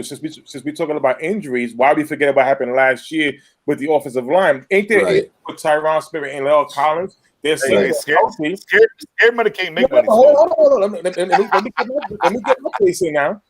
It was conversation about. Remember, they both had injuries last year too. Now you stated, Matt, that Keanu injuries, Lel Collins, LVE injuries, X, Y, and Z. Offensive line was all injured last year too. We don't remember when we talk about Tyron Smith. We talk about how many games he's gonna play. We always keep saying maybe 7, 8 games. He's gonna play a year, right? He's always hurt. Lel Collins. There was even talking about him want to retire, even though it could be rumors. We don't even know where they at right now. My thing is that we still have starting linebackers in the roster. Now, if Joker comes in right here, it's going to be something where they're not going to just start him over Neal right away. They play the same position. That's what BJ said earlier. They're the same type of linebacker. My thing is, at least with Slater, you're going to get a guy in here right now. Okay, if for some reason Tyron Smith gets hurt, he could go to tackle, which we saw him do very well against Chase Young. Or if for some reason Connor Williams not play up to par, he go right there and play guard. But like I said, it's not a bad pick with both of them. I just feel that you can find you a linebacker in the second round. I don't think you can find you a Slate in the second round. I'm not going to. And I know this is the hot button word. Now we can push different positions down and up, and we do this. Talk about linebacker versus running back and wide receiver. That's a fallacy to me. You can just churn and burn them. Okay, I mean that sounds good. I just don't believe in that. However, here's what I will say. I'm going to stick to my board, and I love Joker. I love Joker. I would love to have him on the team. And Matt Owens not going to like this. Don't like it. Here comes the Shawn Michaels. Here's the to the glass. Here's the heel turn. Man, I look at Slater. It's 10-year starter. These offensive linemen are getting older. It is what it is. I traded down. I am still tied to. I can get offense in the first round. I just got a 46 after 44 for defense in the second. Man, as much as I love Joker, it is still somewhat of a risk as they're trying to figure this thing out. I'm going to go Slater. Heel turn. Heel turn. I'm sorry. A little bit of heel turn. I'm sorry, man. I mean, we have to take somebody. And Slater has position flex. He can play guard. He can play tackle. I get it. But conference Mike championship. McCarthy also mentioned 4 about teams. the offensive line. 20 line. first round pick starter. 1 out of 20. Right. 1. And Everybody's second, third, fourth, fifth round. We have to be able to develop offensive linemen, period. You can take Slater here. I get it. I'm not going to be mad if we take him. I won't. I'm just saying we have to be better at developing offensive linemen later, and we haven't done that. If you are in a position where you have to take a guy in the first round for them to be a starter for you, you have a big issue there. So, that's why I like Philbin. I think Philbin did a great job last year, given the cards that were dealt to him. I mean, we had injuries left and right. We had third, fourth, fifth string guys. Not fifth string, but 5 different guys playing offensive tackle. And, I mean, given the circumstances, they did as well as you can imagine. I mean, nobody expected Terrence Steele to even be out there, much less start half the season or more. So, I mean, I get it. If we take Slater here, I'm cool. The chat wanted him. Let's go Slater. We have to pick somebody. Look, and I will say this. I don't agree here with Ronnie. He says JOK is Isaiah Simmons, no real position. JOK to me is a better Simmons if you put him in the right direction. The problem was he went out here. To me, the problem for Simmons was they wanted him to be more in the secondary and not linebacker, and that's where they messed up in Arizona. And if you take a JOK, and this is the reason why I like JOK here, because I think this coaching staff will make him a linebacker and not play with this outside stuff or whatever the case is. That sounds great in college. In the NFL, you're a linebacker, 221, whatever. You're Levante David, you're Pat White, right? You're Devin Bush. You're those guys. Again, I'm good either way. But because we traded back and we got the extra 46, it's going to lean me more towards Slater. So with that being said, without further ado, Spoony. Yes, sir. Oh, excuse me. I'm late in the game. Yeah. Spoony, number 15. Hold up a second. Yeah, number 15. Come on, number 15. Number 15 pick, right? Mm. All right. Come on. Oh, my God, Spoon. Sorry. I believe in you, Spoon. I can't believe you're not ready for this. Yeah, I apologize. After last show. Yeah, tell him 1K. Tell him 1K, Tuck.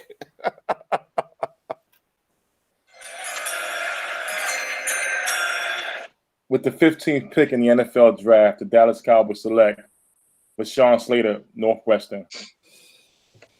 Offensive line. Boom. Yay. When you get your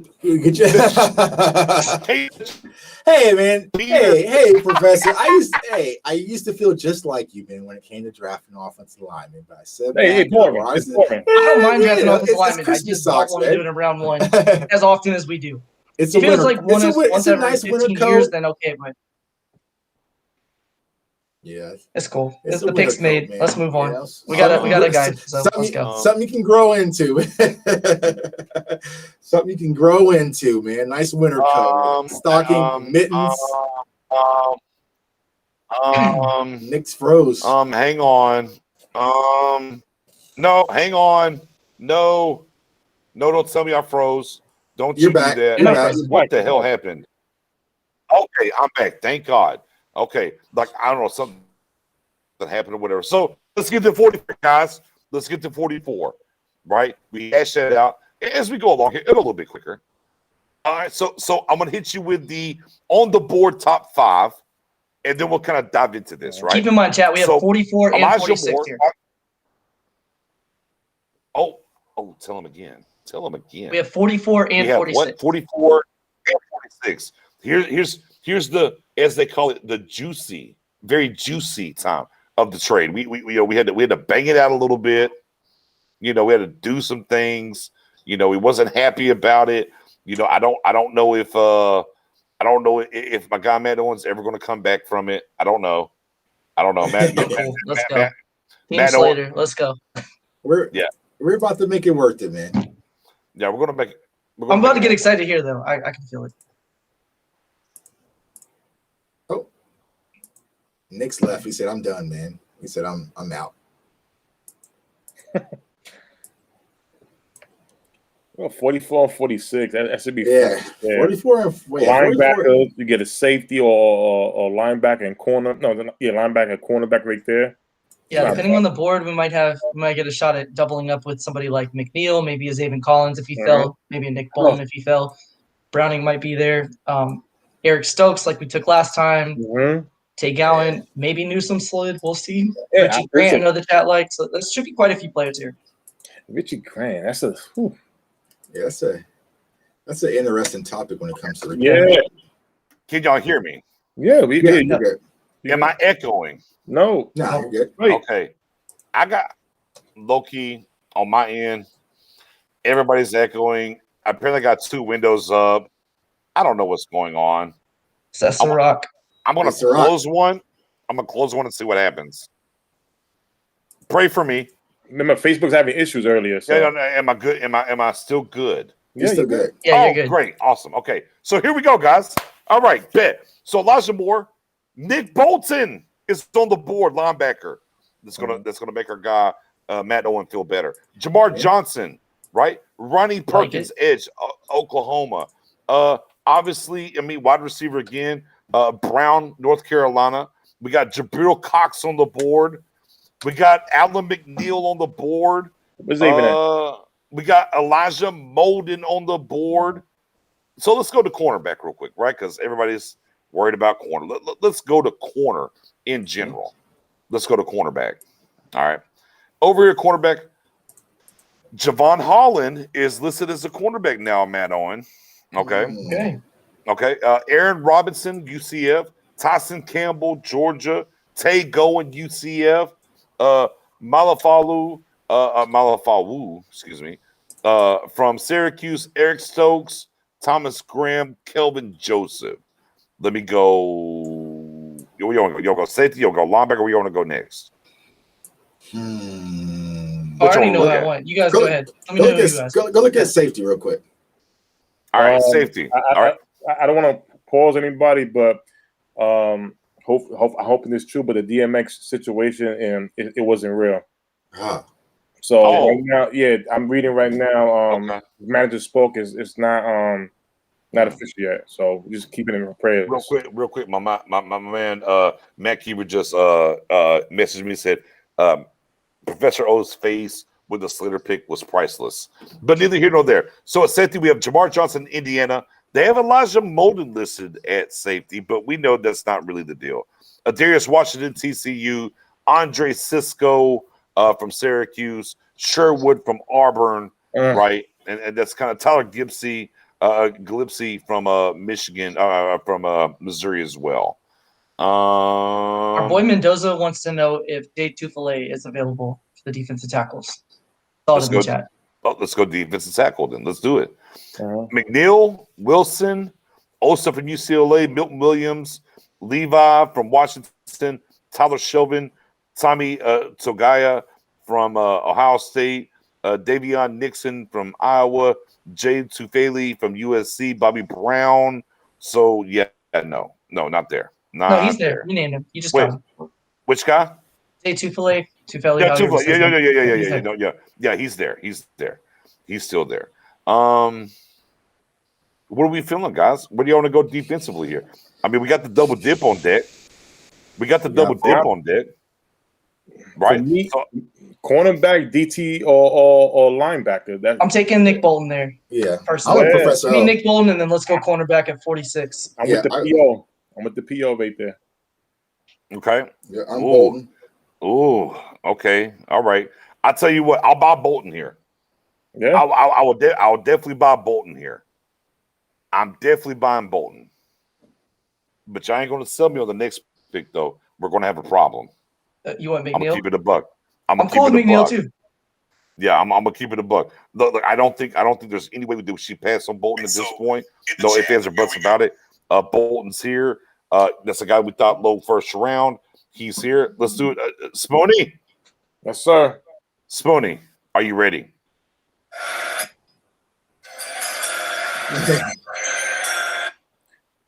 With the 44th pick in the NFL draft, the Dallas Cowboys select Nick Bolton, linebacker of Missouri.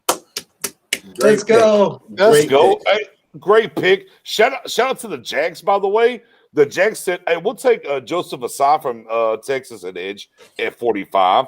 So here we are at 46 with the same guys we just talked about. You already know where I'm at. I'm Ella McNeil. I'm Alec McNeil. That's where I am. I know y'all are cornerback heavy here. That's fine. Let me pull up the corners. Yeah, let's look at the pull them up real quick. Yeah, I like McNeil. By the way, chat. What are you guys thinking? Cornerback, safety, defensive tackle. Where are we going right here? So we're so deep, right?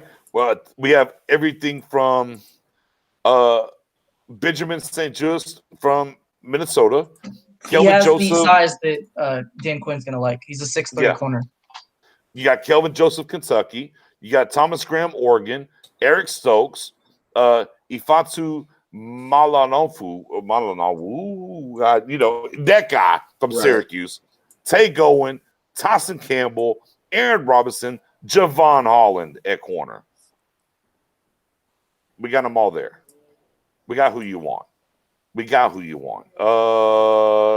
Safety. See a defensive tackle and corner in the chat. I mean, safety still available. Jamar Johnson, Washington, and Cisco, right? And then, we're not trying to double dip at linebacker, right, guys? No. Y'all think? We're good. I got my linebacker. Here? We're good. I would go Stokes here. Would y'all think edge here at all? No. We have 46. Yeah. Okay. All right. No. Again, I'm just asking. I'm just throwing it out there. I mean, Jamar Johnson's sexy a little bit here, but I'm with you. McNeil's my guy. What do y'all want to do? You said Stokes. Stokes is my guy. 1K. Yeah. 1K Tuck says Stokes. Spoon, who's your guy? Which corners there available again? Oh man, we got corners, baby. We got corners. We got corners on corners right now. If Stokes, Campbell, Melifanu, Holland, Robinson, Campbell, Gowen, Melifanu. I'm with either Stokes or Melifowalu. Kelvin Joseph. Nah, Kelvin, you get later. I will go with Stokes there. Yeah, no Stokes. Two Stokes. One McNeil. Me. I'm on this. Professor O, where you at here? All right, guys. Thinking? I am a University of Georgia fan. Yeah, I saw a couple people in the chat talk about Tyson Campbell. I'm telling you, I've watched them both play a lot. I like Campbell. Stokes is clearly the better cornerback if you watch him. So I'm going Eric Stokes. Go Dogs. That's our pick. Boom. All right, so Stokes is slow. He ran a 4.25 40. How can you say he's slow? Like, hold on. Well, hold on. Well, everybody ran a 4.25 40. No, but he legit runs it. He's like an actual track star. No. Don't take the Professor O. I'm the lone wolf here. Let me do it. Ow! I'm McNeil. There's Stokes. Start the vote now. McNeil defensive tackle versus Eric Stokes. What are we taking, ladies and gentlemen? Let us know as I pour up this. Let's say a little bit more Ciroc. Man, Ciroc boys in the building. We're going to talk that into existence. Where are we at, man? Are we McNeil or are we Stokes? McNeil defensive tackle Stokes. Yeet. What's going on, Eric? McNeil or Stokes at 46. D tackle cornerback.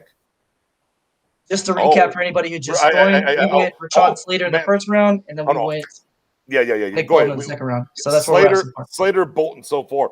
The other Matt says Campbell better than Stokes, sir. Matt, I appreciate you. You have a great name, but Stokes is the better cornerback. He's the better ball hawk. The biggest thing with Tyson Campbell is he looks like an NFL player. He has the size, he has the speed, but Stokes is actually faster than him. Campbell doesn't finish, and that's what's really frustrating, especially Georgia Bulldogs fans. We talk about it all the time. He's right there. Think Orlando Scandrick. Tight coverage, doesn't make the play. It's really frustrating. He makes the tackle afterwards. He's a pretty sound tackler. Doesn't break up a lot of passes and does not intercept the ball. He had one in his entire career. Hey, sometimes, man, let me be clear here real quick. Sometimes, man, you got to stick to your guns. When the whole world's against you, you go out on your own and you just put it out there. And, man, sometimes you just win by sticking to your guns. Look at the chat, ladies and gentlemen. Look at the chat. Look, it's McNeil up and down the board. Y'all riding with your boy. Let's go. Hey, of those two, McNeil, Kelvin not falling. I don't care about Kelvin not falling. Address the one say, please. McNeil from my guy Mark. McNeil is a freak from Geechee. Bro, McNeil, Texas guy 86, new to the channel. Roll with the lone wolf. Man, salute to y'all. Ride with the lone wolf on here. Wow. Oh, man. Lunatic said McNeil too. All right, the chat spoke. So all right, so yeah, I'm not saying he's Gandrick. I'm saying that's a comparison. Think about a guy who's in tight coverage but does not finish. Jordan Lewis is a quality corner, man. We can roll out there with Jordan Lewis. Geechee, I got you. Geechee, I held it down. I got you, Geechee. So is the name the pick? Spoony. I mean, I'm saying he was the pick in the board. So I'm like, no. That's what I'm saying. At 46, it's your time. Your time to shine. Oh, okay.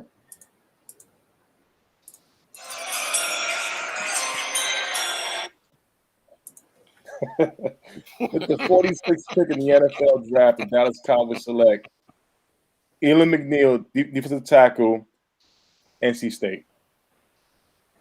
No, Spoon. Nah, Spoon, I don't like it. Nah, Spoon, I don't like it. Spoon, I'm gonna keep it a buck. I didn't like it. But you don't like it? I need you to channel your Drew Pearson here. I need Tell you us to be on better. this pick. Oh, yeah, you were way down. You were way down. Your energy was way down here. You know what? I need more. Jay Tuck just hit 1K. Jay Tuck 1K. You want me to give it? You know, Matt Owens want Drew Pearson. I'm going to give him Drew Pearson. Let's go. I'm ready for this. Making my team straight. Oh, whoa. You said, wait. Hold on. So, wait, real quick before you go, Spoon. Look. Ronnie said 1 tech in the second. I mean, I guess you like the 155, 100 yards that were rushed every single dadgum game. And by the way, Elam is more than a 1 tech. Neither here nor there. Put Lunatics up before he talks. Put Lunatic up to get Spoony ready. Here we go. Spoony needs to say that with his chest. Hold on, Spoon. Let me get that solo on. Boom. Uh-oh. Good evening, Cleveland Stadium. Good evening. Thank you for allowing me to be here and announce the 46th pick in the NFL draft. I just want to say it's been a thrill to watch you guys trash for years. It's been watch my Dallas Cowboys come in and wipe you off the same.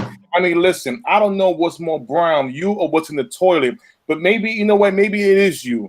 It's like when we all use the toilet, we wipe ourselves, we see the Cleveland Browns here. So allow me to announce the 46th pick in the NFL draft. With the 46th pick in the NFL draft, the Dallas Cowboys select defensive tackle Eli McNeil, NC State. Yeah, I didn't like it. It was better. It was better. It was Not great. It was not great, but it was better. Yeah, there you go. Yeah, it was better, but it was a little flat. Church said Wilson better than McNeil. Yeah, you know what's better with McNeil than Wilson? Them knees. Go look them up. And also to the Ellen McNeil will be there in the third round. You're crazy. He's not going to be there in the third round. He's not going to be there in the third round. All right, guys. Well, I gotta gracefully bow out, man. 4 a.m. Have a good one. I'm leaving on that pick. Wait. Because before you get up, we'll do 75. All right, it's the 75. We'll do 75.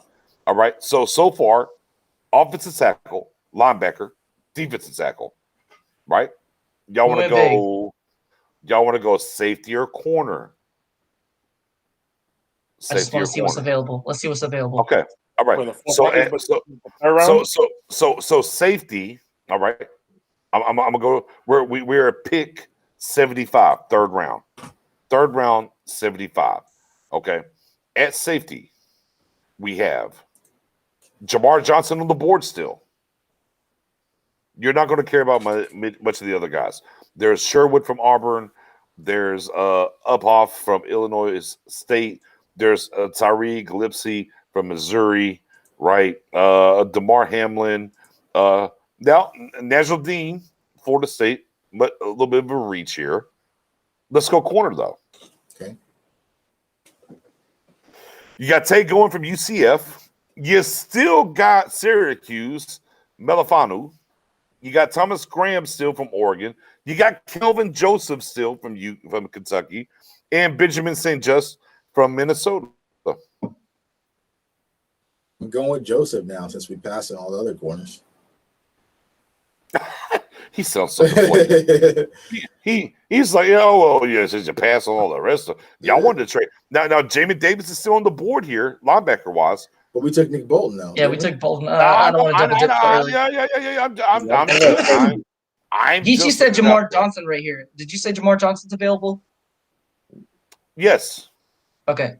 That's my pick. Jamar Johnson. Jamar Johnson. Jamar Johnson, safety, Indiana. Yeah, so go with Johnson then.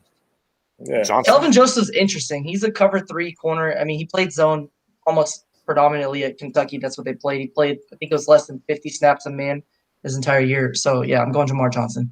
Mm-hmm. Same. Boy, everybody wants Joseph in the chat. Boy, we're about to break the rule. He'll be in the next round. He was in the 4th round almost every Yeah. We're going to break the rule. Look, real quick. Hey, Smooth, don't even announce it. We just did it. Shh. Don't say nothing. Don't say nothing. At 99. At 99. At 99. At 99. Hold on. At 99. Man, we got Tay going, Graham, and Joseph Steele. Y'all want to go Joseph here? Right. All right, man. Let's go. Let's go. Joseph there. So Kevin Joseph the pick? Yeah, we got Joseph. All right, guys. Hey, Jermaine Davis is still on the board here at 115. So let's recap where we're at. Tell the people what we have. Yeah. Okay. All right, let me go back to where we are at. Let me take a look at where I'll look to see what we picked. I don't know. We have Rashawn Slater. Slater 1, Bolton Nick 2, Bolton. McNeil 3. We had the luxury pick, right? Then we went Jamar Joseph. Jamar. Yeah. No. We went Jamar Johnson, Indiana. and then Kelvin Johnson, and then Kelvin Joseph. That's where we are at currently. That's where we're at. We're going Kelvin Joseph. What number is this? 99? We're at 115 now. 115? All right. Are you thinking wide receiver? You're thinking O-line. I mean, if you want to go wide receiver, you got Semi, right? Safety at corner. Safety. You got Schwartz. We already got a safety, though. We just got a safety. We got Johnson at safety. Yeah, we got Johnson at safety. Where's Scary Terry at? I know Terry ain't went yet. He's not on this board for some weird reason, man. Like, I got him right here. I got him. I can take him. I can take it right now. Tamarion Terry. I can take Tamarion Terry right now if I want to. Not yet. Not yet. Okay. No on Tamarion Terry. Y'all still want to go defense then? You want to go safety? We just won defense. What, 4 straight picks? Is that right? It's 4 straight picks. Yeah, 4 straight. But I'm saying we covered linebacker because we said we got linebacker, defensive tackle, corner, and safety. When did we get safety? We took Jamar Johnson and then Kelvin Joseph right after. Oh my God! I just said we're gonna slide it by. They wanted Joseph. We slid it by him. And we still got Kelvin Joseph. And Tay Goin is still on the board at cornerback. By the way, Tay Goin is still there. Yeah, I'm just saying. Safety wise, we're good. Edge, y'all want to look? I'll tell you, we'll look at Edge real quick. We'll look at Edge. Joseph, Florida State, no-blooded. Joseph starts with a K. I'm not going to say it. Janarius Robinson as well from Florida State's there. I mean, there's some guys. Notre Dame, my guy from Africa, Aja Denaji, I think is how you say it. He's there. My guy Chris Rump from Duke is there. But Edge, I mean, do you want to go Edge here? You want to double dip at DT? You want to get big? You want to get big? Who's on the board? Bobby Brown, Tonga, Tupeloto from SC. So we went to offensive tackle in the first round. Is Brevin Jordan still available or is he gone? I'm guessing he's gone. He's gone. Yeah. Tight end wise, you're looking at Tony Trimble from Notre Dame. Right, you're looking at Paul Jean from Virginia, Bates Boise, Trey McKitty from Georgia, Nick Eubanks from Michigan, so on and so forth. I'm good at tight end then. Are you thinking running back here? Who's available? Would you Herbert from Virginia Tech, Felton, UCLA, Chris Evans, Michigan, Hill, Mississippi State, Puka. I mean, you get Puka later though. Right. I mean, that's kind of the big talk. I mean, I think for me, I'm guys as I'm going around the board here, right? I'm going around the board, cornerback or defensive tackle or linebacker. I could go any one of those spots. I mean, again, Tay Goin and Benjamin St. Just from Minnesota is on the board. St. Just has that defensive back size that Quinn loves. He has that Seattle defensive back size, so I think he would be the pick there based on what's available. So that's where I would go. Do y'all believe in Jamin Davis? Yeah. I do, but we win Nick Bolton already. We could double up at linebacker, though. If Davis is the best available player, let's take him. Let's go BPA. Yeah. I mean, we should because, again, none of these guys are going to be here next year. Right. So let's go, Davis. Jamin, all right, Spoony. Spoony, hit it. 115. Jamin Davis? Jamin Davis. 115. Jamin Davis. 115.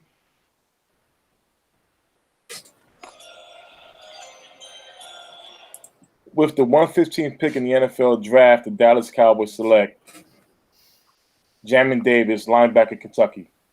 I mean, Robert Hansey here at tackle from Notre Dame's there. One tuck. 4 a.m. comes early. If you need to leave, you need to leave. All right, man. I appreciate you guys, man. Whoa. Let's roll the tape out, though. Let's roll it out. We came through, did his show. We're doing our show. He's got to go. We're celebrating 1K for our guy, J Tuck, tonight, man. We're going to celebrate again at 10K real soon. Right. With that being said, man, roll it out for everybody. Yeah, man, I appreciate you never sleep. Right. So yeah, man, appreciate you guys, man. Follow me on Twitter at JTuck151, and also on my YouTube channel, Cowboys Fans Only. Once again, man, I cannot thank all of you guys enough, man, for all your support, man. And we're gonna keep this thing rolling, keep this content driving, man, and get ready for this draft. So I appreciate each and every one of you, man. But yeah, I gotta be up at 4 a.m. tomorrow, so it's like, all right, time's starting to tick. But you know, tomorrow's Friday night, so you know how we do. So right. Yeah, my guy Stewart said, "Damn, you MFers never sleep." Yeah, bro, get out of here. Yeah, my guy Eric said, "Man, congrats, man, shout out to Tuck. Congrats to Tuck." Hey, if you have not been a part of 1K for Tuck, be a part of 2K for Tuck. So if you've not subscribed to him yet, be a part of 2K. Go ahead. Exactly what he said. He said exactly, man. Be a part of 2K for all of us, man. So it's fun. We enjoy you guys, man. You guys keep us going. And you know, I'm working on new things. We're all working on new things, collaborating, trying to get bigger ideas and better for you guys, and bring you more Dallas Cowboys content to get ready to win 6. So pitch train, keep on rolling. All right, you guys have a good one. All right, my guy. All right. Yeah, I mean, obviously, I'll let you tomorrow. It is what it is. Right. Do you think, bro? Appreciate you, man. So salute to J Tuck, 1K. We're gonna finish this daggum now. Now that J Tuck's out of here, though, guys. You can put it on the board, right? You know, we got to finish it. I mean, we got to finish the draft, right? And then you know what I'm going to do? I'm going to hit this little screen share. Hit this little screen share real quick. All right, guys. So we have Rashawn Slater. Let me go to Chrome. Yeah. Let me hit Ellen this McNeil. Yeah, there we go, right there. Boom. Let me. Kelvin Jamar Johnson. Kelvin Joseph. Boom. Showing string. That's where we're at. That is where we are. Sue with the. I know I want that 200 prize. Did you hit the hashtags on both channels? Are you subbed the notification bell on both channels? We'll see, Stu. We'll see. BTW. With that being said, though, oh, awesome, Eric, man. Can't wait to see you over there, man. I've done a lot of work with Bossman on some shows. Just did a versus on the Piss thing last week, man. That's what's up, man. Can't wait to see you over there. So let's get to it. Let's go ahead and put this up front. Solo on. Here we are. We got to look at it, guys. A trade available. We're not working about that. We're in the 4th round here, right? We've kind of hit. We've hit everything. We can go anywhere. To me, I want a toy here. To me, when I say toy, I'm looking at wide receiver. I'm thinking Simi is my guy. Oh, I think I lost Swartz. I lost Swartz. Dadgummit. I lost Swartz. Let's see if Terry's still here. Nope. He's gone as well. Okay, so if we're thinking wide receiver at any point in the draft, I think right now's the time. And I would say we're looking at Simi from Stanford. How do y'all feel about that? Spin it around. Okay, I guess I'll go. I'm cool with Simi or St. Just here. Those are my 2 picks. Yeah. So, chat, what are you guys thinking? You want to go wide receiver or you want to double up a cornerback? I'm with that too. What about you, Tuck? And Benjamin St. Just right here in Minnesota. Where you want to go? Well, Tuck, I'm sorry. Spoony. You want to go corner or you want to go wide receiver? Simi. You'll go Simi. All right. I'm good. I'm good either way. I like both prospects. My other man likes Dez Newsome. I'm not mad at Dez as well. I think Simi brings a different dynamic though that we need on this team if we look at Gallup moving on. So I just look at Newsome though, and I see a 6'3", 205 corner. We don't have any of that right now. So it's true. That is true. But yeah, if everybody wants Simi, I'm totally cool going weapon here. Especially since we went offensive line early, we did not go Pitts. So yeah, Simi's cool with me. So DA in the building says wide receiver Eric 6'4" I like Simi, big receiver to help us in the red zone. Yes, absolutely. Let's pull the trigger here. Spoony, let's do it. All right, pick 138. 138. All right. 138. Simi Fehoko. With the 138th pick in the NFL draft, the Dallas Cowboys select Simi Fehoko, wide receiver for Stanford. Bada bing, bada boom. Now, did we miss out? We got Marco Wilson here though at corner though. I like Terrell Williams there and Shakir Brown. Both of those are good picks. Yeah, so, we're good at corner still if we want to double a dip. Yeah, I think here's where we're gonna go. I do think. Let me get that off there. Cornerback is a good spot here, right? As you said, Marco Wilson would be my guy. Who's your guy here, Professor O? I like Terrell Williams here, but Marco Wilson's cool. I feel like Marco is somebody you can get in the next round, but he has that size and speed too. So either one of those. What do you guys think in chat? Spoony. Yeah, I like Marco, Florida. You like Marco? Yeah. Okay, you like Marco. I mean, low key though, Tunga's on the board though. Tunga from BYU is on the board. You want to go beef again? You want to go beef with Tonga or no? We can do that. I just know how defensive tackle falls in this draft, especially if you're using this board. We're going to see guys like Mustafa Johnson later on, O'Brien Goodson later on. So, okay. D.A. Lee says, "Can you talk me into a running back?" You could absolutely. I like Puka. Let's go look at running back. I'm not mad at a running back here. It's got to be the right running back though, for sure. If we're talking round 5. Man, Chris Evans is there from Michigan. I like Chris Evans personally. That's my own personal take. Obviously, got Herbert from Virginia Tech. We got Stevenson from Oklahoma. Puka, as I mentioned earlier. Javon Hawkins. Elijah Mitchell's got some juice from Louisiana.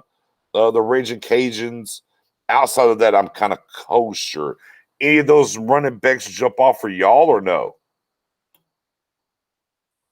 I mean, I'm interested in Herbert, but I don't know that I want to take him there. So I'm still sticking corner at this. I think that's the best value spot right now. Yeah. And I think BPA is Trill. So I would go Trill, but if you guys like Marco, then that's cool with me too. Okay. I'm flipping through. I'm just kind of flipping through some things real quick. My guy Van Lanen from Wisconsin, the tackle still there. FYI. That's my guy. Whether y'all know him or not. I'm sorry. Yeah, I like him too. Okay. Safety. I'm not all the way off of Trey Norwood like a lot of people are from Oklahoma, and he's on the board. But yeah, I'm kind of here. For me, let me look at linebacker one. What about edge? You like Golson from Iowa or no? At edge.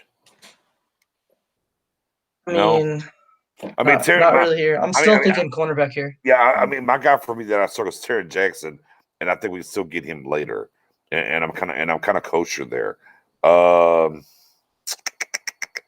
Trill is a 6'2" cornerback, and again, we don't have a lot of size there, so I'm thinking Trill, but Trill and Marco, either one's fine. Right, I'm with Tonga at defensive tackle, and I'm with either Trill or Marco Wilson at cornerback. Spoony, where you at here? Marco Wilson. You're Marco all the way. Yeah. All right. Okay. I'll switch to Marco then. Let's go Marco. Unless the chat wants somebody else. Yeah. Where we at here? Patrick. Who's the other corner you said? P.O. No, Trill Williams, Syracuse. Williams. Yeah, Trill Williams, Syracuse. My guy asked me about. Yeah, no, Patrick Jones is still there. Looks like we can give him a little bit later though, Texas. But Patrick Jones is still there. He is there still, for sure. Yeah. Let me throw it up there. The only thing with Trill though is Trill played a lot in the slot. He was not, even though he's 6'2", he's not really your outside corner. I think Marco probably projects better there. So given that, I would say Marco. And that's what I like about Marco. I think Marco's that guy that's going to play outside a little bit. So I mean, Marco or Tonga. Let's see what's in the chat. Marco or Tonga. Where do y'all want to rock? Where y'all want to go? Marco, cornerback, University of Florida. Tonga, defensive tackle, BYU. Yeah, I think either way we win here. Texas guy says. I like what P.O. said earlier. He said you can still get yourself Mustafa Johnson later on. Marco Wilson. Or O'Brien Goodson. There's quite a few defensive tackles that can be available. It's true. And Marco Wilson is starting to go up the board some. Right. Keever wants beef. Matt DuPont said more value corner. So I know Marco. Let's go Marco. All right. Smooney. What number is this? 179. 179. 179. One time for your mind. With the 179th pick in the NFL draft, the Dallas Cowboys select Marco Wilson, cornerback, Florida. Now, I'm going to tell you right now, they're going to tell us it's a reach. All right. However, as we backdoor, and here we are now at 192, guess who's on the board, guys? Mr. Tonga. Tonga, right there, chilling. Y'all want the beef? We got the beef. What numbers this is? That should be a debate. Pause. Says, hey, guys, what are your thoughts about Jamie Sherwood, the safety from Auburn? Matt Owen, I'll let you, Professor O, what you think about Mr. Sherwood? He's a guy, I don't see him ever being a starter in the NFL. He's a guy that you draft to be a special teams backup player. He can play limited snaps. He's a Band-Aid. So I don't think he has a very high ceiling, and I don't think he projects to be a starter. So he's a guy that if you can draft him in the 6th or 7th round, or maybe an undrafted free agent is probably the preference there. That's when you look at him. But that's just my personal opinion. Yeah, I think I'm with you. I think he's a rotational guy at best. I think he's going to be great on special teams. I think he has the potential to be a special teams ace even. But as far as your defensive take, I think he's a great rotational guy. It's never a guy that you want on the field more than, 15, 20% of the snaps. Yeah, I think coverage, Yeah, I think he's athletic enough to do some things and help your team in the right position. It is definitely where we're at. My guy Keever said, we are Arby's. We got the meat. The meat. AKA Tonga. The chance lighting up with Tonga. Man, we rolled the dice right. We hit a block, if you will. Tonga's still there. Man, Spony. What number? What's her now? 192. 192, sir. 192, sir. With the 192th pick in the NFL draft, the Dallas Cowboys select Chris Tonga, defensive tackle, BYU. Okay, let's go edge.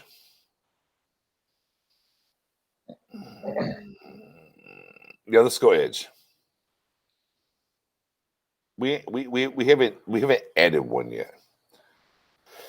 Is Jackson available or is he gone from Coastal Carolina? He's gone. Okay. But Patrick Jones from Pittsburgh's there though.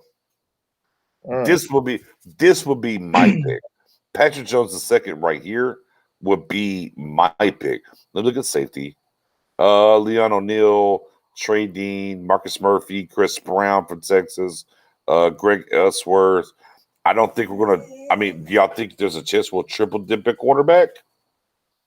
I don't think Probably so. not. What are we looking at offensive tackle? Do we have Van Lennon, Borum, Blair Johnson, any of those guys? Oh, no, good name there. Good name with Van Lennon. Hold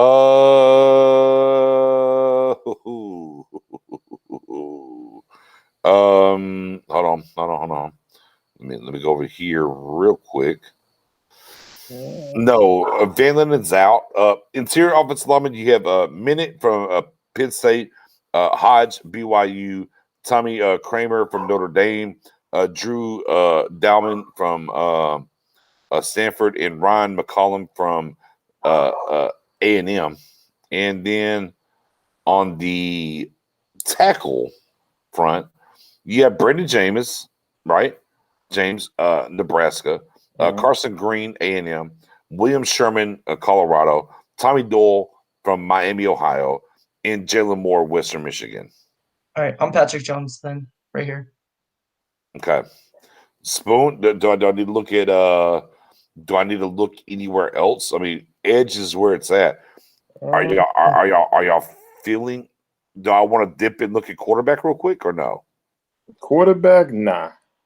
So Ian Book, Sam Ellinger, Shane Buckler, Shane Buechele doesn't move y'all at corner here. At quarterback. Nah. You're good. All right. Okay. All right. Just wanted to check. We ain't got a running back yet, right? Elijah Mitchell, Louisiana? No. Jamar Jefferson, Oregon State? No. Not helping you? Not moving you? I'd rather take my chance on drafting to get an undrafted one. Okay. Yeah. Okay. Linebacker. Raleigh Cole, Tooth Borland from Ohio State. Amari Gaynor, FSU. Justin Wrights, Arkansas State. No. Nothing for you there. Safety. Oh, we already did safety. So no, we're back to edge. Patrick Jones. I'm with you. Yeah, I as we roll through this and we're looking. This is what number? The number is 227. Patrick Jones, the second. Get it, Spoon. With the 222nd pick in the NFL draft, the Dallas Cowboys select Patrick Jones, defensive end from Pitt. We're at 238, guys. We're deep in the weeds. We're deep in the weeds. Hella deep. I'm gonna go for me, Mustafa Johnson here. I'm gonna bang the table. There's other guys that are kind of ranked ahead of him. Look, Nick Eubanks, the tight end from Michigan, has some things to his game, but at best he can elevate to the number 2, which is not a bad pick right here in the 7th round. But I look, Watt from Indiana, wide receiver, I'm good. Trey Rogas at Louisiana, Elijah Mitchell, Louisiana, both halfbacks, and Raleigh Cooper, South Alabama. Okay. Again, Mustafa Johnson's my pick here. What do we have running back wise? Yeah, I just give him to you. Oh, my bad. Okay. Yeah, I'm Mustafa. Yeah, Trey Rogas, Louisiana, Elijah Mitchell. Elijah Mitchell is interesting. He's an interesting guy. Well. I'd still go Mustafa. He is interesting. Brendan Knox Marshall, Brightwell from Arizona, Jamar Jefferson, Oregon State, and Rakeem Boyd, Arkansas. Last chance you there. It is. Yeah, Mustafa right here. Is it last chance you in the NFL though? Whoa. TJ Vasher from Texas Tech is here though, at wide receiver. We went semi already though, so I feel like we addressed wide receiver. Okay, we already had pretty good wide receiver stuff. Hold on. Our guy earlier said what? We have the meats, right? But again, I'm gonna go back to quarterback. Would you take Sam Ellinger or Ian Book over Ben DiNucci? I'm not asking them to be the backup. Can I take one of these guys and they beat out Ben DiNucci? Would you take Sam Ellinger or Ian Book over Mustafa Johnson? Considering we already doubled up the defensive tackle, we went Alim McNeil and Tonga already. Yeah. And we went double on defensive tackle and free agency. I think you could go quarterback here. So I would be interested in seeing some competition there. Who do you want, Sam or Ian? Probably Sam. If I had to pick one, Okay. I'd go Sam. So Spoon? Final pick for me, Sam. What do you guys want to do? Spoon, who do you want, Sam or Ian? Spoon. I hear you. Yeah, 4 years. Talking. Yeah. I would pick Sam with PO. Sam, 4 years in Texas, got numbers, hometown right there. I'm with Sam. My guy Paul said Shane Buechele next. Okay, whatever. The guy from Media is gone. So you know what? Here's the thing. Their careers at their colleges or whatever. I'm gonna go to what they did to get to the Senior Bowl. Sam Ehlinger proved to show way more than Ian Book did at the Senior Bowl. I'm going Sam Ehlinger. Spoonie at 238. 238. All right. We're taking Sam. I am.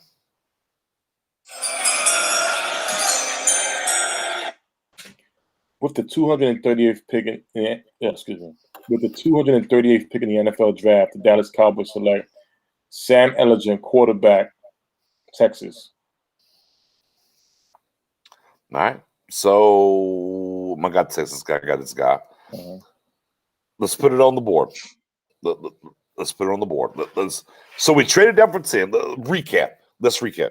Look, there was 2 quarterbacks there. We traded down from 10 to 15 to pick up the number 46 pick in the second round.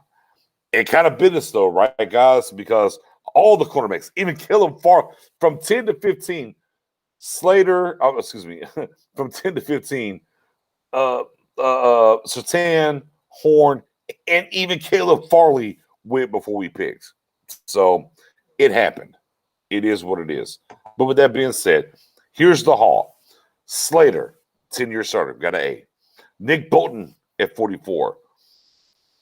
McNeil, which we had some people in here earlier, guys, that said, oh, McNeil at 46, super reach. Better pick than Nick Bolton even. Look at that. Jamar Johnson, safety. Look, cornerback got him. Linebacker got him. Look, we didn't get Pitts, we got Simi, right? 6'4", big guy, got him. I told you Marco was going to be a reach that gave us a C+. I don't think the Tonga was a reach at 192, but whatever, C+. We got some edge help in Patrick Jones, B+. Hey, how about Sam Ehlinger in the 7th round, B+. Guys, we finished with a B+ draft.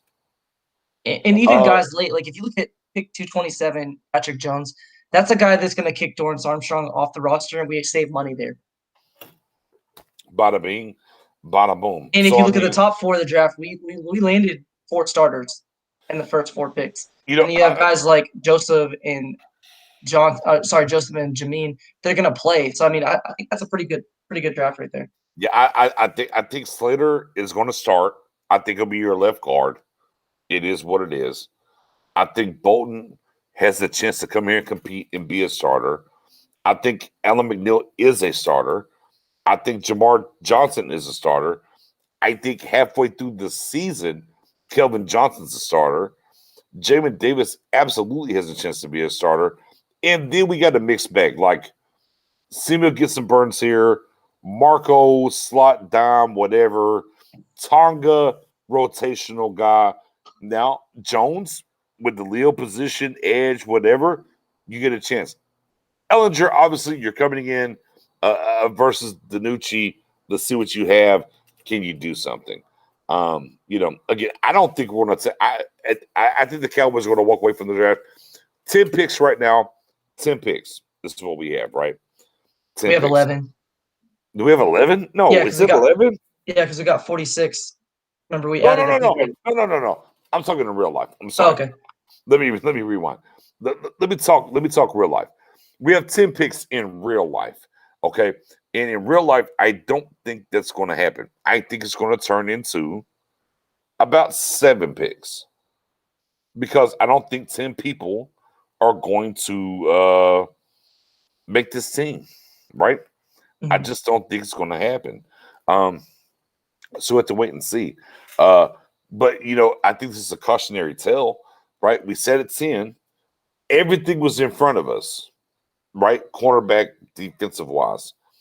We decided to go from 10 to 15, and it all evaporated very quickly. We said at 15 and said, well, do you want Slater or do you want the Joker?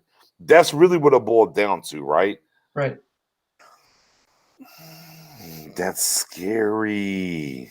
That's kind of scary. Even with the second pick, right? Because at 46, yeah, bet. What do we take at 46? 46 is where we McNeil. took McNeil. Yeah. We took So McNeil. we had Stokes there. Right.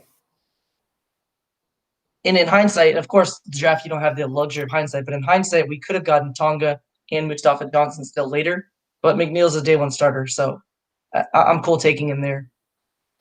Yeah, this is a cautionary tale. It's one of those things that looks great to get a second round pick. And honestly, I still would be happy with the first three guys. It was just kind of unfortunate that corner did not fall the way we wanted it to. Because ideally, you move to 15 and still get Horn or Surtain. We just didn't have that luxury. So, but if I walked away with Slater, who I'm not a huge offensive lineman in round one, but if we got Slater, McNeil, Bolden, the first three picks, I'd be very pleased with the draft. Yeah, I mean, I'll take it a step further. If our first four picks are Slater, Bolton, McNeil, Johnson, look. It's the antithesis of, man, I love this jacket I got for Christmas. You know what? These socks are great. I needed some socks. It hits, it works. I'm excited to see what Bolton can do. McNeil being in that front, it makes me happy. Look, I like Jamar Johnson as a prospect, but low-key, I don't know where he's going to end up in the NFL, but I like him more. Look, I like Jamar Johnson more than Richie Grant. I'll say that. Richie Grant at 44 to me is a huge swing and a miss. And I'll get killed for that here. I'll get killed for it on Twitter. That's fine. But I'm not a Richie Grant guy. I would much rather Jamar Johnson at 75 than Richie Grant at 44. But again, cautionary tale here. Another way to look at it, though, is a lot of our fans would be A-okay with taking Slater at 10. We traded back and got a second-round pick out of it and still got Slater.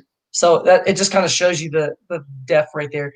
And even going offensive position, whether it's tight end, wide receiver, running back, O-line, whatever, we went offense to build to our already good offense in round one and still landed multiple defensive starters. So it just kind of goes back to the Pitts talk, too. Doesn't matter if you go offensive line or Pitts, you can still have a good defensive draft. Right. And I think, going through this, and for me personally, here's the eye-opening thing for me, Spoon, and maybe you can kind of come in on this, is that I never did a ton of mock drafts. I just haven't. I was always the guy, I'm like, okay, I respect them. You do them. It's fine. For me, literally, I would do a mock draft. I would do two. I would do one 2 weeks out, and then the week of the draft, I would do one and walk away. That's what we did last year, Spoon, right? And that's kind of how I lived. I did them more this year just because I'm like, well, it drives content. People want to do them. It's fun. It's the bracket, right? Whatever. Do your thing. Here's what I did learn. Like a lot of people that don't like them, I think you're missing the point. I think that the more that you do them, I think what happens is you just got to get inside of different things. I've done a ton this year. I've traded back from 10 to 15 before. It's the first time I traded back that the cornerbacks all dissipated.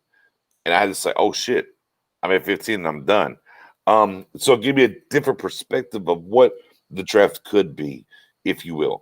I have a different appreciation for mock drafts now than I had before. I wasn't a turn my nose up guy. There's a lot of people, right, that turn their noses up. Oh, you're doing 1,500 drafts. Blah, blah. I'm like, no different than the brackets of March Madness. I'm not a bracket guy, but if you want to do them, bro, go for it. Have fun. Do 100 million brackets. It's fine. I don't care. It's kind of the same thing on the mocks. What I think I've learned, what's different from those brackets is the more you do mocks, the more information we get, the more things change. You kind of get a developmental idea of things that can happen and where you can be. And, no different than, I looked at our draft. We traded back, right? I think the antithesis is this. On my guy Jay Tuck, Cowboys fans only, we traded up to 4, right? We traded up to 4, drafted Pitts, and then ran it. Bro, Spoony, was the defense kosher? No, everything was good. Listen, hella kosher. Watch this. Well, I'll let you go. This draft, we traded back. I'll be honest with you. And we picked up a second, 44, 46. I like the other draft better. I mean, here's the thing. I like all mock drafts. I like both drafts because it's all about scenario. You treat the mock draft the way if you play fantasy football. I do fantasy football mock drafts because I like to get a feel for how I want my order to be, depending on the situation on what certain own GMs pick their guys. So my thing is with a mock draft, it just shows you different strategies what you could do to get certain different guys if you can. Like Matt Owen, he put up a great point. I think it was not Lee, it was the other defensive tackle, but he came out and said, no, leave him because you could get Mustafa Johnson in the later round. That's called strategy. That's called, you know what, let's get high on another position. It's strategy, it's scenarios, and that's the way. That's what it's all about. In this case here with the Cowboys, now we're hearing rumors about going to number 4 overall pick. Well, we practice it. Let's practice it. When we did earlier in Chuck's and show, we saw how much can we really give up? Not that much, and we moved up to the 4th overall pick, and we got picks. That's the reason why I like mock draft. It's not about just picking the same guys over and over. If you do that, you're gonna get bored. But if you do it because of the scenarios, it becomes fun and more understanding. That's the reason why you do it. Yeah, right. And that's what it is. Go ahead, man. I've always been a big mock draft fan, and the reason I like it is it shows you the volatility you can have in a draft. So 3 weeks out, 3 weeks from now. So you just go back in the past, not even that far. Yeah, we were looking at 2 quarterbacks locked. Days. We were looking at just 2 quarterbacks that were locked. A couple guys were like, they may go, they may not. Now we're all talking maybe 4 quarterbacks go, maybe 5 quarterbacks go before we pick. Who knows? And if you only go into it thinking, well, at 10 we have to take defense, and at this round we have to take this player, and at this round we have to take this player. The mocks allow you to get that flexibility to see, well, what if that doesn't happen? Right. What if the guy we want is not there at 10? What do you do? What do you do if 6 players you didn't think are going to be there fall in your lap? Like last year, Nix is the only person I know, and Spoony, I apologize if you were on board too. Nix is the only person I know that was CeeDee Lamb is going to be there at 17, and I was I'm cool with taking him, but it's not going to happen. So why are we talking about this? Yeah, he got. And then draft falls around, and he's in our lap. So the practice of doing these mocks is that it shows you the volatility of what could happen, what could not happen. And the other thing too is later rounds, like most casual fans that watch some college football or have at least some basic understanding of who's available can name, my team's probably going to take one of these 5 players in the first round if they fall to us. But when it comes to those guys in round 3, 4, 5, 6, 7, who do you take? What happens if your team trades back into the second round and you've only had one player in mind? You don't know who's available. You have to suddenly Google, research them. Doing this kind of gives you that ability to put it in practice and see what happens. So all the stuff we do is fun. Like, we may not get hits. We may not get anybody we've mocked.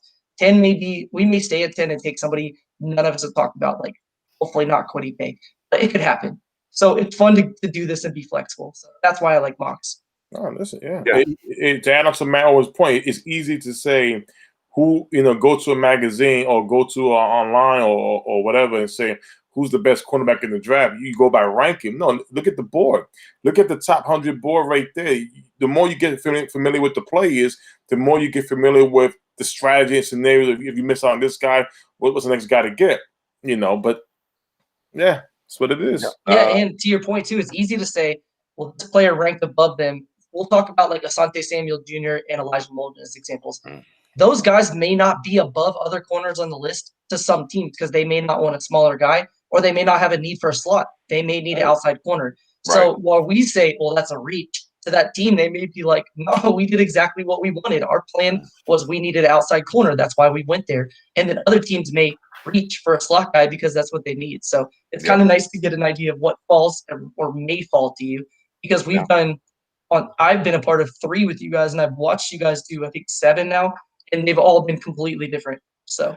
Right. And DuPont says, I feel like if we don't draft a cornerback first round, Sherman will be signed shortly after.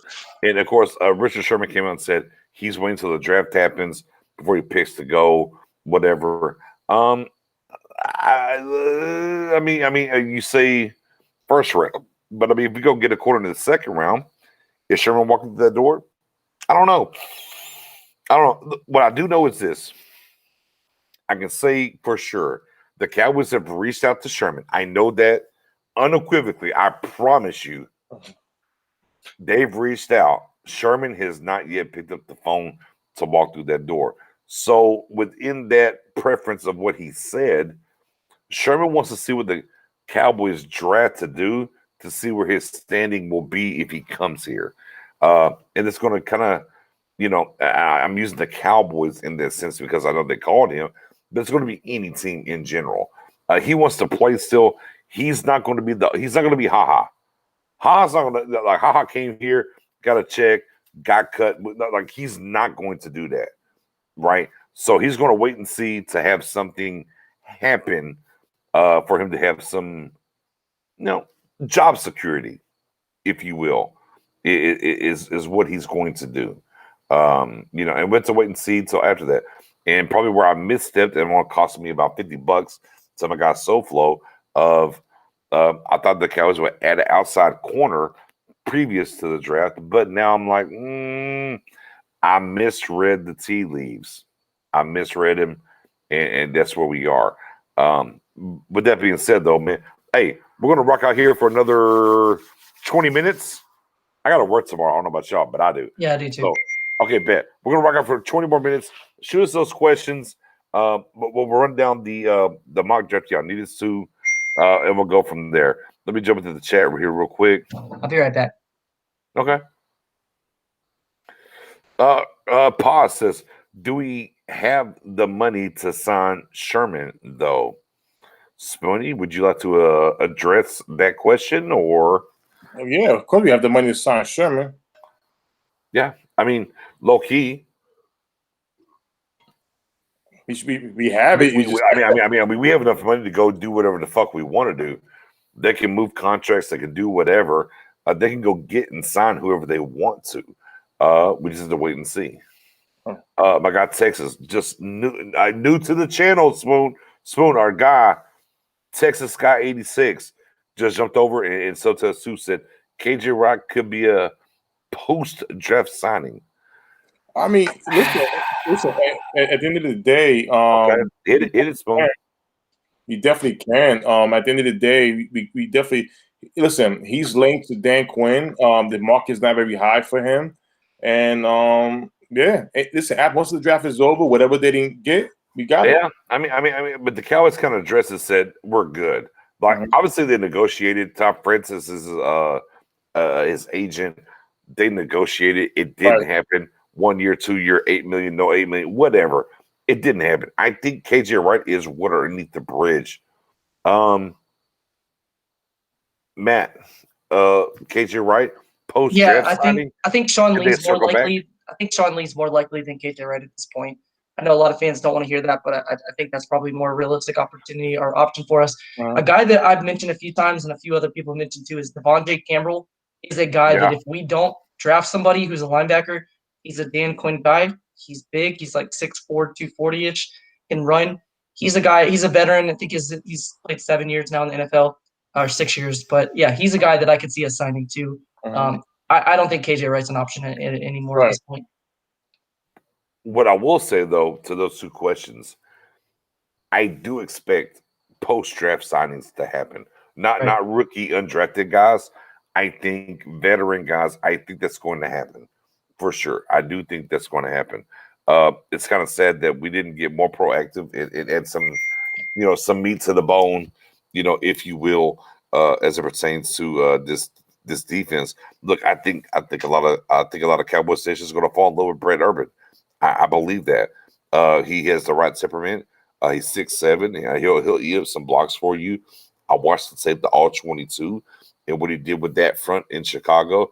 I think he'll do some of the same things here. But on the same token, he's not Jerron Reed and he's not Dalvin Tomlinson. Right. Again, what we've said through this free agency and watched painstakingly is that the Cowboys have not really just pushed their chips in. We hear a lot of, well, we gotta get one for the Gipper, and the Gippers is Jerry. Jerry's not getting any younger. We got to go do it, and we watch these things happen, and it's not. That's why I go back to the smoke of the Cowboys possibly trading. I'm like, well, maybe this is where they get proactive, if you will.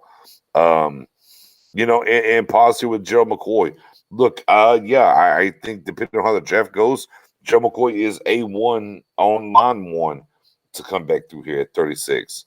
But I mean, I'll ask you guys, Joe McCoy makes you feel better about this run defense or this defense in general next year? Say it again? Joe McCoy makes you feel better about this defense up front next year? Nah, not at all. I mean, don't get me wrong, he's a leader. Basically with Neville Gallimore there and stuff like that. I wish he wouldn't get hurt that freak accident in training camp, but I think right now what we got, we got Urban from the Chicago Bears, we got Watkins from Houston Texans, and I think Watkins would definitely would do better in the 4-3 defense. And what's coming up in the draft? I know they're going to address maybe 1 or 2 guys. So right, and you got Woods back from restricted free agency. You got Tristan Hill come back from injury. Gallimore going to the second year. I'm just like, where does Joe McCoy fit in this? I just don't know. Well, he's a 3 technique too. He's not a 1 technique. He's not going to come in and start opposite of Gallimore. It's just not how he is. He's an older guy. He's had injuries. He could have veteran leadership, but there's guys like him and Geno Atkins that we could look at. I don't think they're realistic. McCoy would be more realistic based on his relationship with Dallas already, but given his age and injury, I'd rather just see what we can find in the draft first. So post-draft, yeah, we could consider him, but it's a deep defensive tackle class. I don't think we'll go that route. I don't either. It low-key, I'm starting to worry about this point. The one tech that we kind of drilled the hammer on, and we know that we look at the Legion of Boom and whatever, like they like basically 3-4 guys across their 4-3 front per se, but they're not that one big nasty one tech like a Tyler Shelvin. So I don't know. I'm again, one of the things that intrigues me about this draft to see where they go. I got Texas. I'm praying Pitts is our first round pick. Me too. I don't think anybody's going to disagree with you. Low key, I'll take it a step further. Earlier today, I was like, no, I'm not trading him to 4. I'm good. I'm not going to do that. Man, if it costs me 75 and a third next year, sign me up. I mean, again, you want to be look. First and foremost, the name is your mom. Shout out to your mom. What's up? How you doing? But again, I want to be early to the show and not late. Is where I want to be. People can dissect and talk about Pitts, this and the third. Low key, I go back to the draft where Nelson, the guard from Notre Dame, right? Low key, to me, he was on my board, my big board. When I did my big board, I didn't care about the quarterbacks. He was the number 1 guy for me. Period. Now I knew, like I get it. Like Nelson's not going to be the number 1 guy. I get it. He's not a quarterback. Low key, he's not an offensive tackle. He's a guard. I'm like, yo, this guy though is Hall of Fame potential. He's what he is. He was the number 1 guy for me, and whoever got him, and the coach got him, and you've watched him work since then. And I got receipts. If you don't believe me, I can pull receipts for you. And this is where we're talking about when we get to Pitts. For me, Pitts is the Megatron of tight ends. It's the evolution. It's what you're doing. Matt Owen, Professor O, has brought it up 2018 till now. Look at the tight ends that were available in those Super Bowls. And here's what I like. I had somebody come back on me on that. First and foremost, wait, Matt Owen. Run those tight ends down from 18 to 20 in the Super Bowl, both teams. Okay, so you had Ertz versus Gronk. And not only Ertz, but they had Trey Burton at the time before he got a big deal with the Bears. They had two good tight ends. There you go. Then you go Gronk versus Kelsey, right? No, sorry, not Gronk, Kelsey. You had Kittle, Kelsey, and then you had Kelsey, Gronk. So we had Ertz and Burton versus Gronk. Whoa. And on that side with Gronk at the very tail end, you had O.J. Howard that the Cowboys fans want to go get a whole shit. And Cameron Brate. Yeah. Now, I heard somebody say, well, that's just by happenstance. Somebody said, well, that's just by habit. No, one time is luck. 2 times, you got to look at it. 3 times, it's a trend. Tight end means more now than wide receiver. Oh, no. I don't go wide receiver. Then running back. Let me do it that way. Let me do tight end means more now than running back because you have to attack in between the hashes. And again, the proof is in the pudding. It's not happenstance that these teams are making it with these great tight ends. Look, Bill Belichick was ahead of the curve. Ben Coates, right? Drafted 2 guys. You know, I mean, one guy, you know, look. I'm not talking about the guy from Florida, a different guy from Florida. I mean, whatever. But they ran the offense through them. They run the offense from Kelsey. Look, I had somebody try to tell me that the passing offense from San Francisco doesn't go through Kittle. I'm like, name me a wide receiver it goes through. What are we talking about here? Like, let's be clear. Like, tight end and low-key tight end does mean more so than some wide receivers, low-key. Right. You add, are we one player away from being a dominant defense? Are we one player away from being a all-time offense? And it's like, why would you not want to go that route? Look, it's when he did the thing with the Randy Moss versus Greg Ellis. And I get it. It's kind of a layup drill. People don't want to hear that. It's not that it's not real, but they think it's a layup drill because it is real. Because you end up with a Taco Charlton by going with we just gotta get a defensive end. Well, let's go Taco. You know, just different things. Right, just go different things of that ilk. Make sure them like a Cameron. You know, bro. I added another combo. Oh, boom. You know, another combo. See, another one. See, here's the thing, though. The problem is that people are still stuck with tight end. Don't look at the position; he's a weapon. And the whole thing is that we get caught up in the okay. Look at the roster. Where's the holes at? Needs. No, you don't do that. At the end of the day, it's aside from the quarterback, aside from Amari Cooper, CeeDee Lamb, we know they staying. But we look at positions like, say, tight end with Blake Jarwin, who again, he hasn't played in the year because of the injury. We don't know how he's going to perform coming back. Okay, it's positions like that where you can say we can upgrade it. Don't just look at needs, upgrade to it. And on top of that, and in the past, we drafted a cornerback in the early rounds, Terrence Newman. We traded up for Maurice Claiborne. What did it got us? Issues, right? End of the day, when you look at this draft, and guys like Matt Owen, who listen, you know your shit, and it's a pleasure even speaking with you. You point out, okay, you was hitting the head, okay, the strategies. If we don't get this guy, we can get that guy. But you're also saying they don't separate much from each other. That's the main thing. These corners, in my opinion, don't separate much from each other. There's no Jalen Ramsey. There's no Dion Sanders, anything like that. If there was, I would say, no, go after those players. Yeah, go. We need that defense.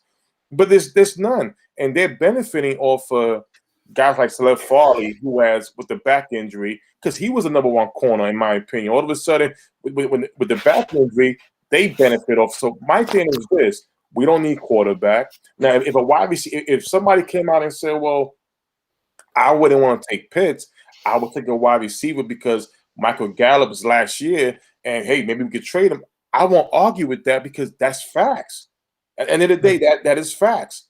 But when you come out and say, don't go for a top player, which is the wide receivers and Pitts, but settle to fill up a hole.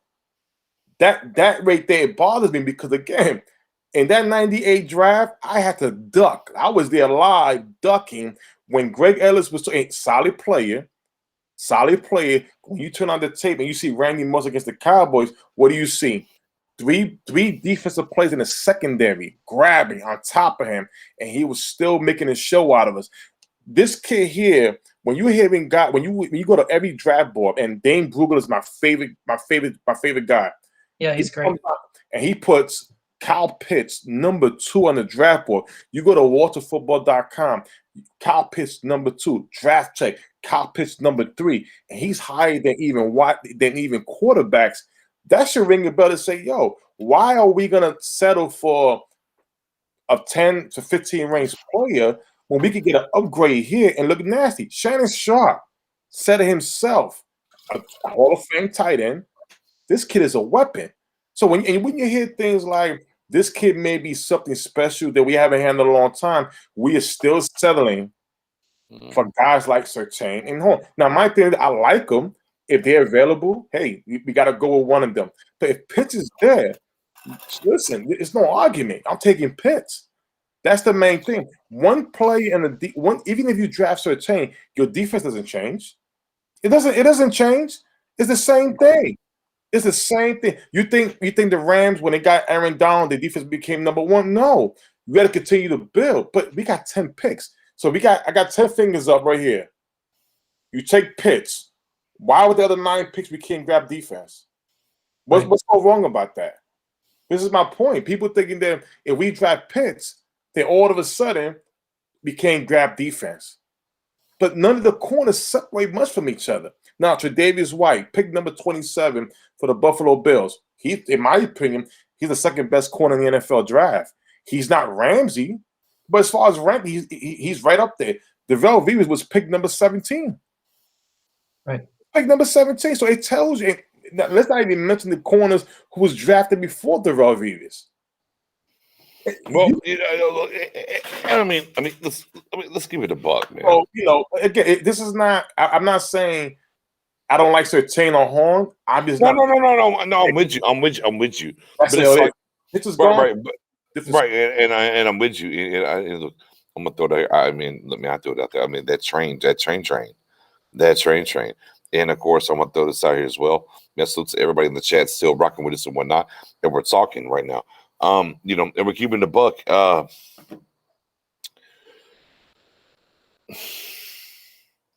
The Greg Ellis versus Randy Moss, I want to table a little bit, and I'm going to come back around. And look, not that I don't think it's valid.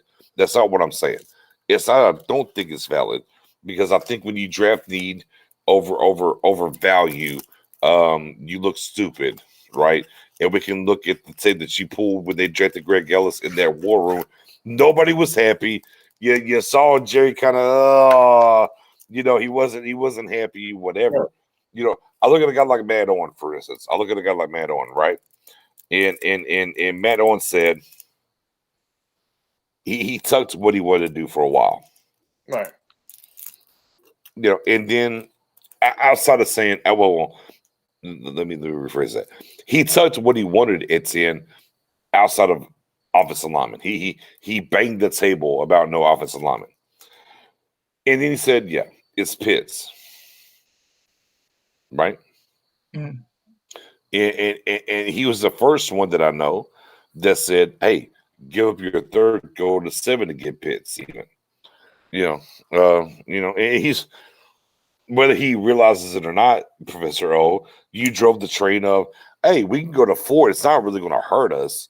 Now we'll have to wait and see a little bit, whatever, and whatnot. But again, when we're talking about this, and back to your point, Spoon, you want to be. Here's my thing. And when I talk about, and I talked about this with JOK, a month ago, and I talked about, we go into last year and different things. We talked about with different prospects. You want to be ahead of the curve, not late to the game, right? You want to be ahead of the curve, not late to the game. And let's keep it a buck. Even before the past couple of years, we watched literally the Patriots work the tight end system, the Ben Coates, whatever the case may be. It worked what they needed to do to go be successful. Right. It's about in between the hashes. Here we are now. I mean, look, Dan, look, and I subscribe to the Beast. My guy, before you went to the Athletic, it went over that way. Obviously, a big guy worked his way up. He was doing the Cowboys draft shows for years. Was supremely on top of what he was talking about all the time because he's got a good head. He's very good at what he does. Uh-huh. Whatever Dane says, hey man, Kyle Pitts is your number 2 fucking prospect. I don't care what you think. Uh-huh. I don't care what I think. If it lines up with what I think, man, that's great. However, I know for a fact, if I had a Pitts at 7, 8, 9, 10, and Dan talked about it and dropped it, said he's number 2. For me, immediately I'm like, okay, well, shit, I had Pitts at 8. Let me go back real quick. What did I miss? Uh-huh. What did I do? Right? And I have a Tyson West Coast, he hit me with the video and this different things and whatever. And I'm just like, bro, real quick, chat is still alive. Shout out to y'all. Everybody that's here.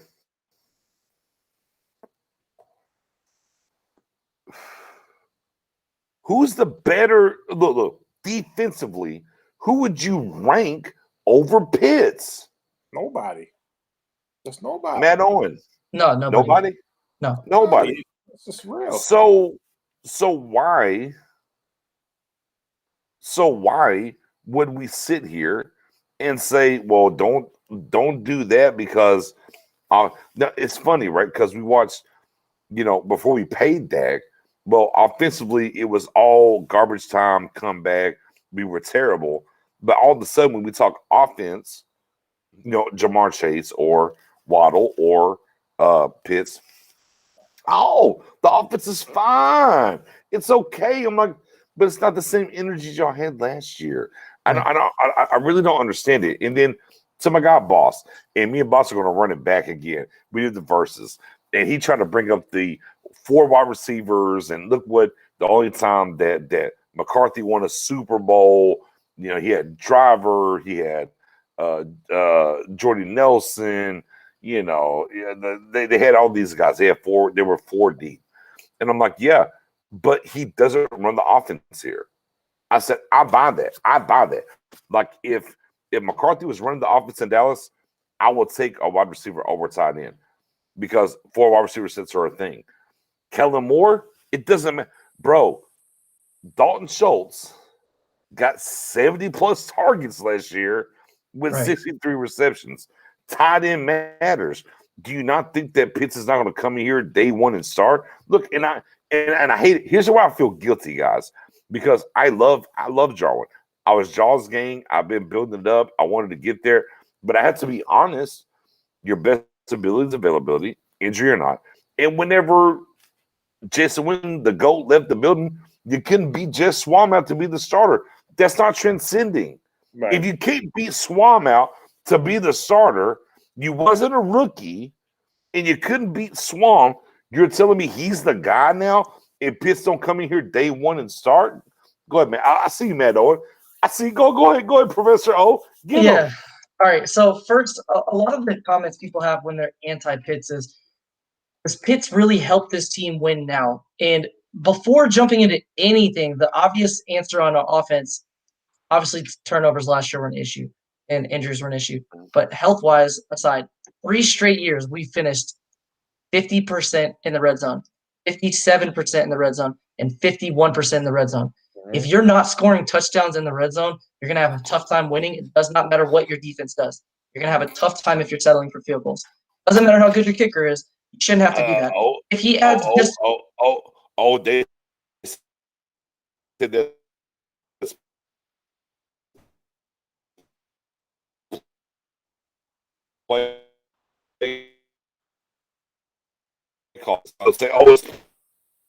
I'm sorry, it lagged. That I didn't catch that. What, can you say that one more time?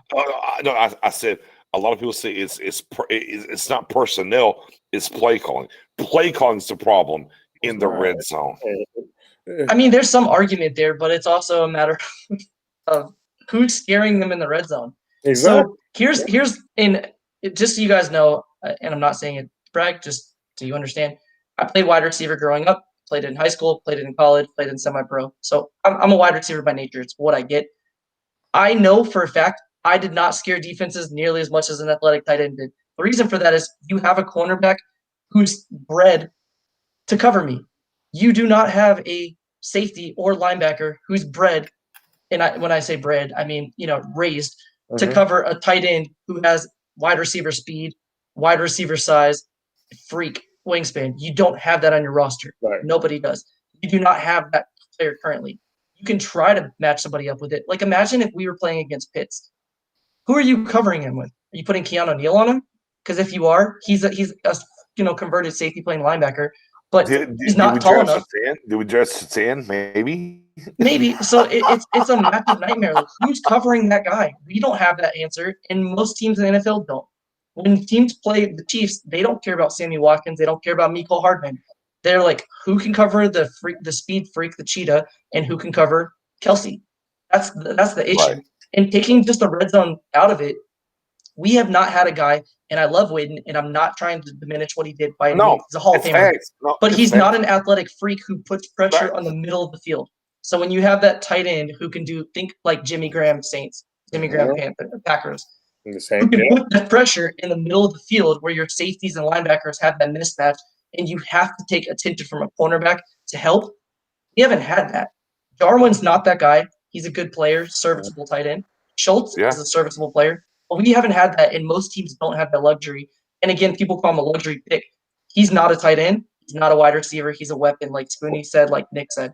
So that's why I'm 100% in on him. Going back to Jarwin, if you look at what Jarwin's done, his career stats are what Schultz did last year. Exactly. Oh God. I'm not exaggerating. Look it up. Look at what Jarwin's done for his career versus what Schultz did last year. It's like scary similar. I got a better one for you. Yeah. Schultz stats last year were Jason Witten stats in 19 that everybody killed Witten for. Great point. Y'all hated Witten in 19, but y'all love Schultz in 20. I'm like, no, y'all love Schultz in 20 because y'all didn't think he was about shit. And then, well, you know what? Schultz is kind of okay.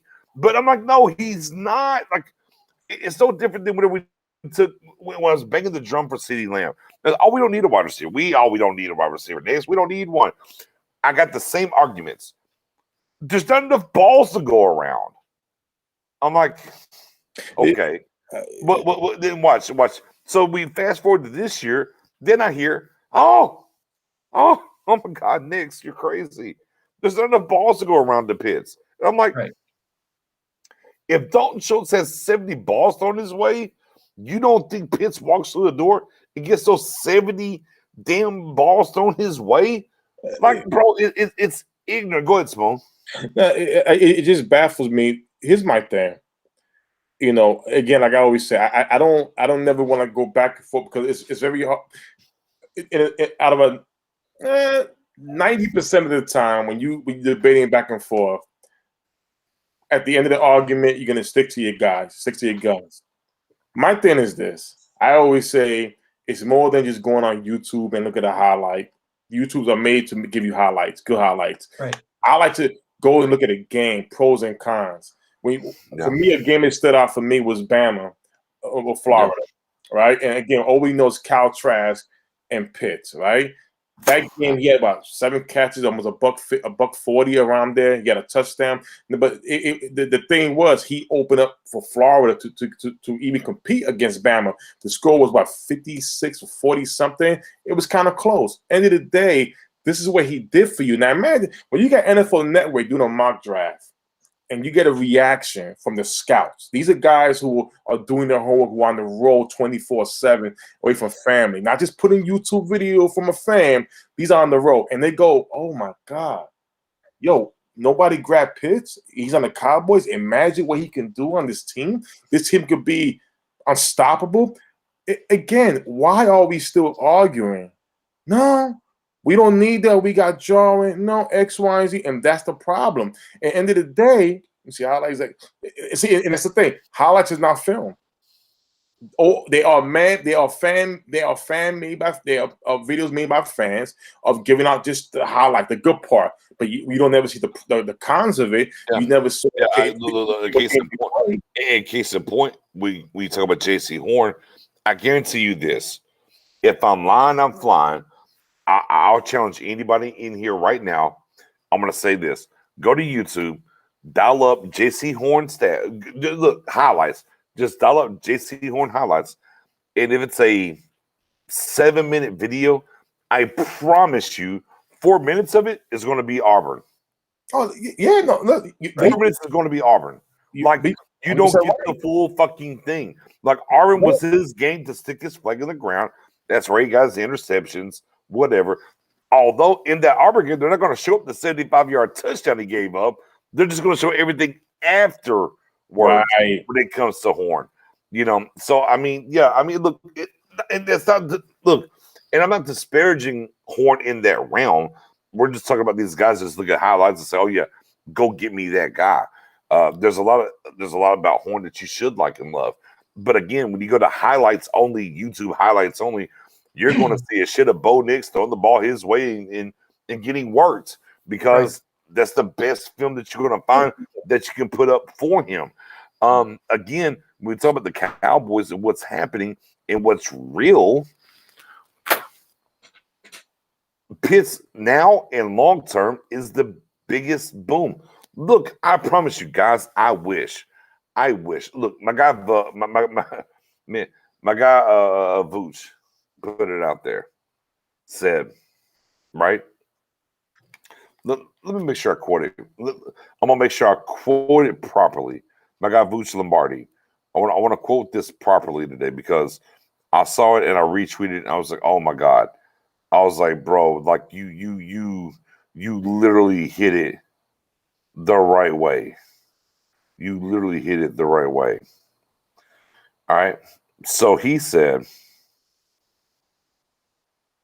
hold on, let me scroll back. I gotta scroll back a little bit. All right. If you had the top 5 defense, guys, I'm gonna pivot this to the chat as well. You had a top 5 defense with Gerald McCoy starting at 3 tech, right? And your offense is horrible. And you have the choice to draft at 10, Aaron Donald or Adam Thielen. Who are you taking? Aaron Donald. Wait. Just to understand the question, we have Gerald McCoy now, or we have Gerald McCoy in his prime. Like, when is the question? Is it because if we're looking at Aaron Donald, then McCoy's 5-6 years younger too, so it's a little bit different. But I'm still taking Aaron Donald there.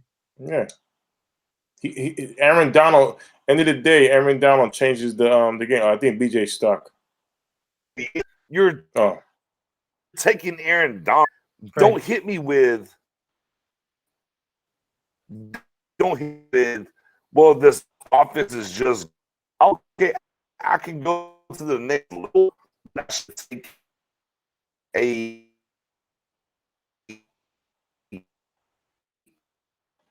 quote unquote instead. You're going to see a lot of pass interference calls. Maybe so. I mean, some guys come in that are grabby and they just say, well, that's how he plays, and they don't throw the flags. But yes, you run the risk with Horn of getting some calls. No ifs or buts about it. But yeah, again, I do want to say something really quick. So go for it.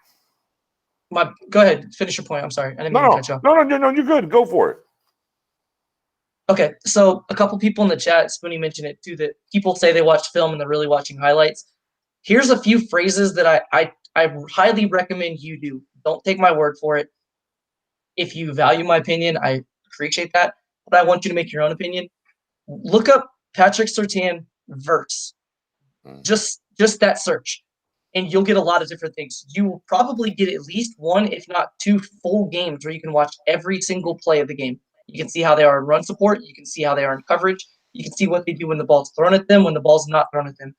Patrick Surtain, for instance, you can actually see every single target thrown on him for 2019, which he was a true freshman. So you can see every single pass, what he did good, what he did bad. Not highlights. You can get a real assessment of the player from that. Richie Grant, good example. You can look up Richie Grant versus Cincinnati. That was actually his worst film of the year.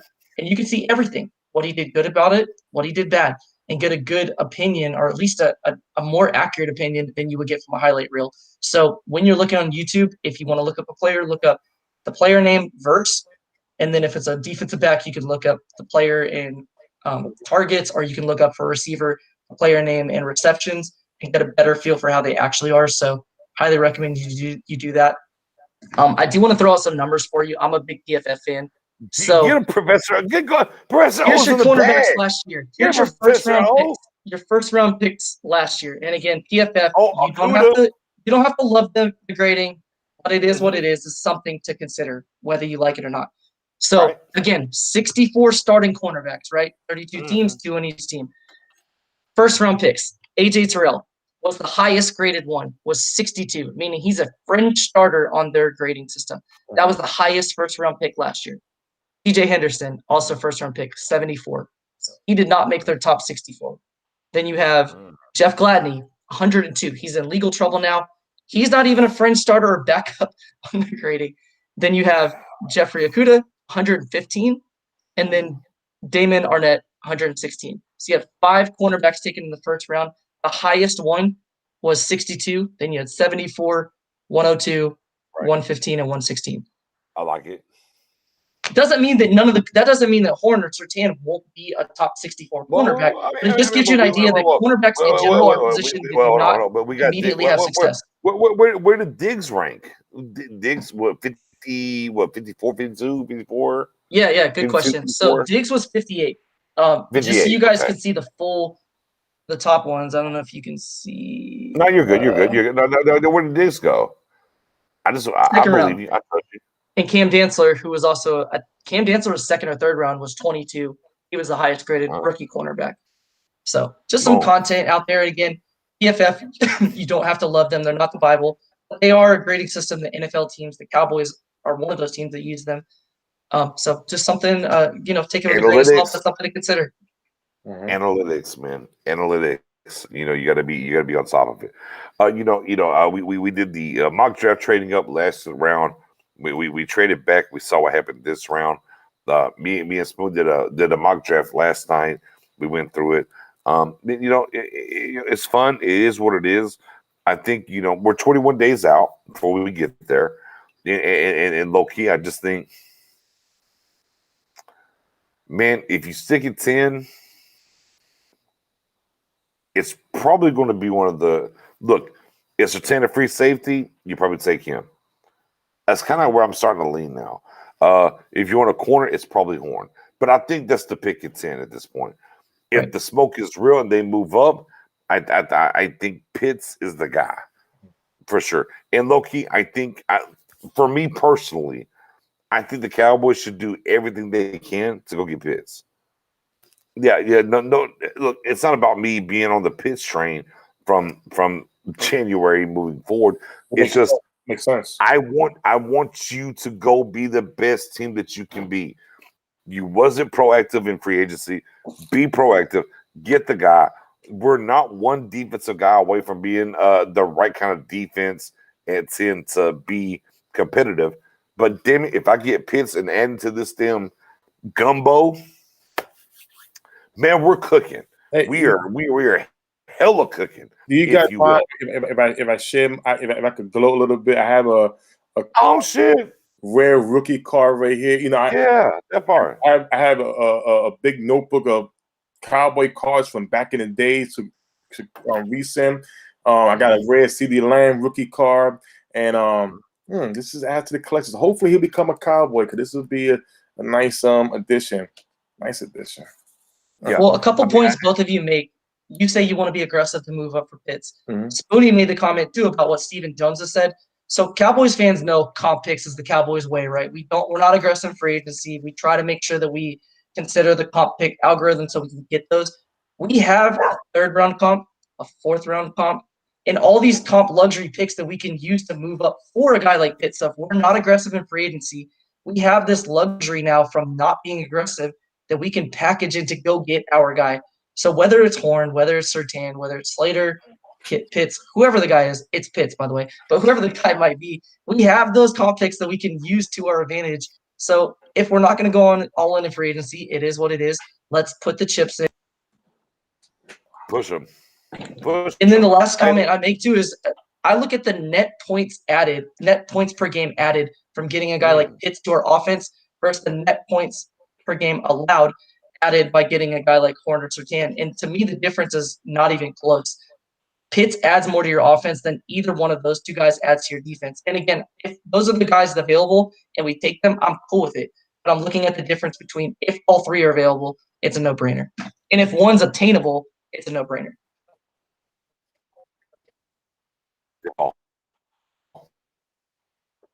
Moneyball, and again, it's like when you take scoring more points, these guys go do it. Then I mean, it just is what it is. But that being said, and maybe a rock.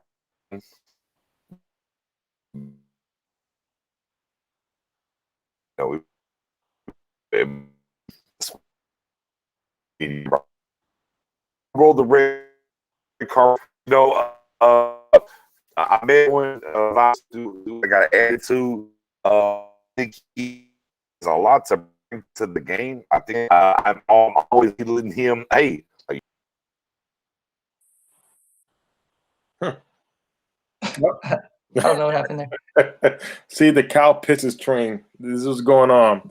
Yeah, messing up. But I'm with you, Matt. Listen, when you put that thing on Twitter today, listen, I put that gift. I'm running, and at the end of the day, like I said, I'm with you. I'm going Kyle Pitts, and you get the best play in the draft, and he's a weapon. Just don't look at tight end. He's more than a tight end, and like you said, the middle of the field is where you win in this league, and in the red zone you got to score, and he definitely gives you all of that. And especially for Zeke will have a monster year. Not seeing a lot of 8-man fronts in the box because it's too much to cover. You know, Amari Cooper, CeeDee Lamb, Gallup, Pitts. It's just too much. And listen, I'm with you. I'd give it up. Yeah, especially if you think about a play like a delayed draw, where the defensive backs immediately have to freeze to see is it a pass or is it a run, and you get them on their heels. Like Zeke could absolutely eat. Same thing with Tony Pollard.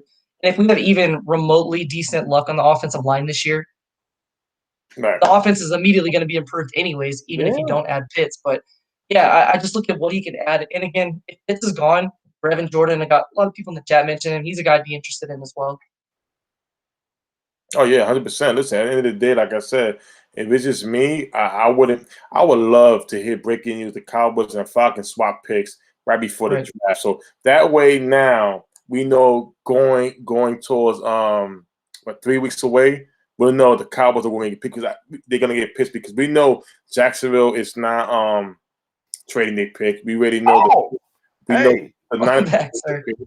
Oh my God! We know they're just not trading their pick, so we would know for secure that we're going to secure that number 4th overall pick and get Kyle Pitts. So I'm hoping they make that trade before the draft. We'll see what happens. And if not, I mean, if the Falcons, if Fields falls in the lap and we don't have to trade up, even better, right? None of us are like beautiful. Trade a 4 or bust. Like if we can get him later, then absolutely. If he falls to us at 10, then beautiful. But if it's only a 3rd round pick to go to 7, let's do it. Give it up. If it's a 3rd and a 2nd or 3rd and a 3rd next year, then let's do it to go to 4. Give it up. Give it up. Oh well, I thought we got booted. I don't know what the fuck happened. I don't know. You were cutting out. Yeah, I'm back. Hey, look at me. I don't know. But am I here? Am I you're so good? Okay, Jesus Christ. I don't know what's going on. My guy said, got that dollar. Hey, maybe RD, damn it, Will. But no, low key, I thought that could be off. I thought much. We're trying to sell the smoke deer. Hey, my guy Cameron, juggernaut, make the offense a juggernaut. Yes, you're one pick away. Do what you got to do. Go do it. Back doing though, as we're gonna get out of here now. Since I'm back, I didn't know. How did he kick me off my own damn stream? I set the shit up. Damn it. That was Roger Goodell. There you go.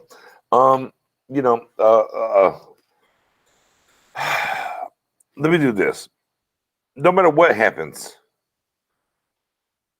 who's your one defensive guy that it has to be at 10 outside the offensive guys? Who's your one? If you got to tie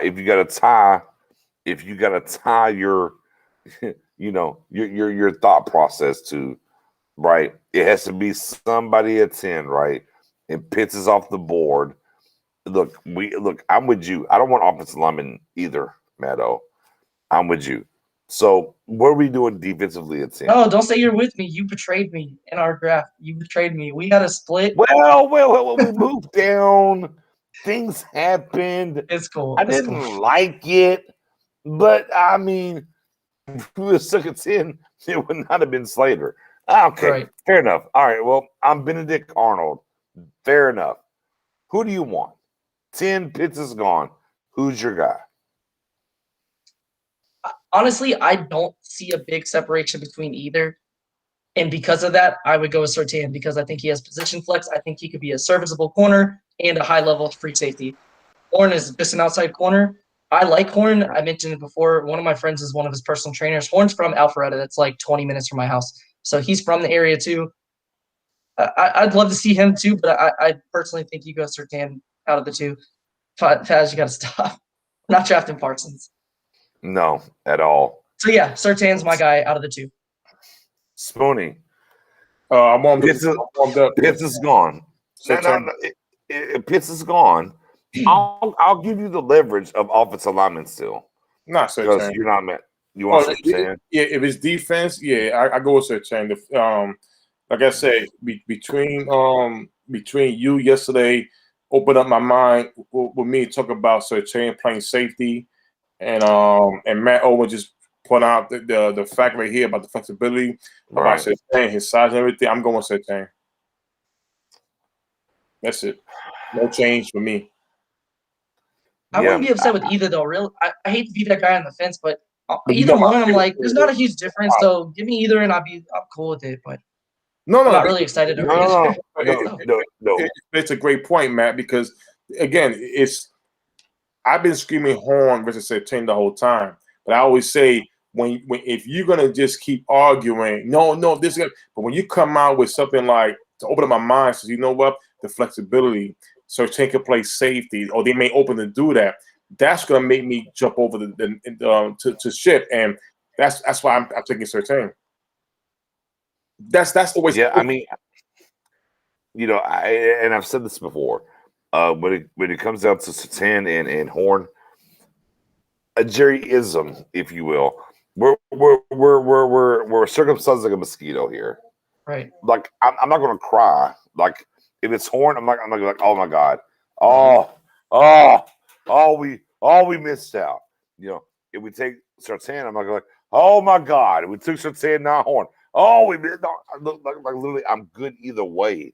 I am. Look, I think they both add something to this defense, and we're kosher. I think it just boils down to 21 days out before the draft. I think it's pretty clear cut. I don't care about what. No, put it back up real quick. Put it back. Hold on. Wait for it. Yeah, we're circumcising that mosquito right there. That's what we're doing. But low key though, Look, I'm not trying to hear wide receiver. I don't care about Chase. I don't care about Waddle. I don't look. I went through different shows, different things, different battles. 5-year this that. Gallup trade gone, whatever. I don't care. I don't care. I'm not worried about wide receiver. I want to add something different to this offense that happens because if you added Jamar Chase, what does he do that's different than Cooper or Lamb? Again, that's why Gallup matters in the offensive rotation because he does something the other two wide receivers doesn't. But the wide receiver group is fine. Your problem is your tight ends aren't explosive. They're just not. Bro, let's keep it a buck. Man, let's keep it a buck. Hold on. We were about to get out of here. I'm seeing some chats coming in. We're going to get to them. If y'all got about another 20 minutes, I'm going to go real quick because I'm looking at this and I'm like, guys, let's keep it a buck here. Go Jackie Witten is great. First ballot. Maybe the best all-around tight end of all time. Maybe, right? We clamored, right? Cowboys Nation. We clamored for Rico Gathers. Can we get him on the field? Can we do things with him? Oh, my God. Look at Rico in preseason. Oh, my God. Cowboys Nation, y'all need to understand this. Kyle Pitts is 10 times the guy that y'all thought Rico Gathers was. Let's keep it a buck. 10 times. Rico Gathers literally was a guy that could be on the end of the line. You had to put him in the slot. He that's just his game. It is what it is. Like, if you were a Rico Gathers guy and you were pounding the table for Rico fucking Gathers, a transferred basketball player to kind of pseudo tied in, shit, I go get drafted in the NBA, let me shoot to the NFL. Man, I don't know how you don't love Pitts because Pitts is what you thought Rico Gathers was. And low key, man, I'm going to start that tomorrow. Don't y'all steal that from me. I'm going to start it tomorrow. Look, I ain't seen nobody say it, and I just kind of thought about it. Kyle Pitts, not only is he not what you thought Rico Gathers is, he's better. You literally have guys in the industry that are respected in the industry. Dane Buehler. Overall, Spoon. What did they have him at? You talking about Rico Gathers? Yeah. No, Pitts. Oh, they had him. Where does Dane get Pitts? Number two. To your point, too, with Witten, Dallas recognized that. We drafted 3 tight ends in the second round while Witten played here. We'll throw Fasano out because he wasn't really the mold, but Gavin Escobar and Martellus Bennett were both guys that they thought could stretch the field and add that dynamic element that Witten could in the second round. It wasn't a knock against him. It was they saw Witten had his limit abilities, which everybody does. And they saw if we can get these 2 guys, they can stretch the field. They could be that red zone target. So we've tried doing this for the last 10 years anyways and just failed. So if I asked you right now, if you would happily trade 2 second-round picks to move up for Pitts or even 1 second-round pick, I could tell you we tried doing that wasted second-round picks anyways. So why wouldn't you move up for a guy like Pitts? We tried. We've done it 3 times. Yeah, man. Yeah. Old boy from San Diego State. Gavin Escobar. No. Looked the part, though. We took him 1 pick before Le'Veon Bell, for the record. See, I didn't. 1 pick before. Dadgummit, look at you. I didn't want to do that. Oh, my God, you did it. Again, I'm back to the point, though. Spoon. Yes, sir. Wake up, Spoon. Wake your ass up. Stop looking at the always damn up, phone. never sleep. But no, I mean, bro, it's like we I don't know how Cowboys Nation was out here with Rico Gathers, and now all of a sudden, like, nah, fam, this Pitts train, nah, I'm good, fam. Nah, I'm like, bro, It's different, bro. It's different. It's who they want to listen to and who they want to get the information from. That's what it is. End of the day, like I said, it's for me. And this is no disrespect to any blogger out there or whatever, but I'm the type I'd rather discuss. Like I said yesterday, I've been always high on Horn. So BJ made the statement about Sertain playing safety, which is true because that was why he was born into Alabama in the beginning. He was to play safety for Saban, and it makes sense. If let's just say the Cowboys was to pick him, they give you that versatility. He's a big guy, 6'2", and everything. So, in my opinion, when it comes to that, that made me go to Sertain. You got folks out here is that they have no accountability. Once they're afraid to go back on the pick, you're not gonna get hit with lightning. Lightning's not gonna. At the end of the day, it just got you more knowledge, more stronger. I appreciate this is the first time I'm doing this show with Matt Owens here, and I mean he's fantastic with numbers. I mean you are a trooper with numbers, sir. And again, see, Professor O. But see, it's not the It's not about like numbers are good, but it's the right numbers he's picking. He's not one of those guys where, okay, this guy's no good because his stats and not going behind the story of the stats, because sometimes numbers can be misleading. He's giving you different numbers of grading of what that guy is about. Analytics. That's more up to date in where we need to learn about the NFL. That's why I appreciate that. But again, that's learning. You're learning. You shouldn't be afraid to learn from somebody else. Folks want to get into a one-on-one. I know more than you. You know X, Y. Where you go? You go, no, but you don't learn nothing because you're so harp on that. I heard comments from last year, no names, nothing like that. Clavion Chase on. We should have took a safety. There was no safety in that first round last year. The first safety went off the board pretty much was, I think it was, believe, Anton Winfield. No, my man from the Giants. From and traded up. They traded up. We picked number 17. So you're saying reach, not get the BPA? Well, we didn't need CD Lamb. We had guys. No, it's not about needs, it's about upgrade. That's what it's about. And it's about providing that offense. We just watched two teams in the championship game in the Buccaneers and the Chiefs. If you learn anything, they didn't care about having enough tight ends or wide receivers. The whole point is scoring points, and they got the job done. We're still waiting on that 6th ring. It's been years. You have to open up your minds. If you get a Kyle Pitts, paint the picture. As I always say, paint the picture. You get a Kyle Pitts in this offense, what are you gonna have? Unstoppable offense. Why is it so hard for you to see that? You think right now, if the Chiefs were to trade up, give up next year's first round pick and get a Kyle Pitts, you think their families gonna be like, "Oh, that's stupid. We got Kelsey." Hell no. Look, and let's rewind on that. Let's rewind on that real quick, right? Andy Reid was in Juju's inbox every day before he went back to Pittsburgh. 100%. He was recruiting. He was trying to get more. Like, miss me with the idea that we don't need more offense.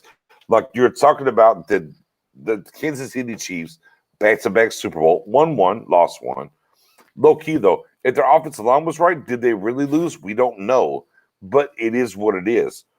And they're out here recruiting consistently and doing things.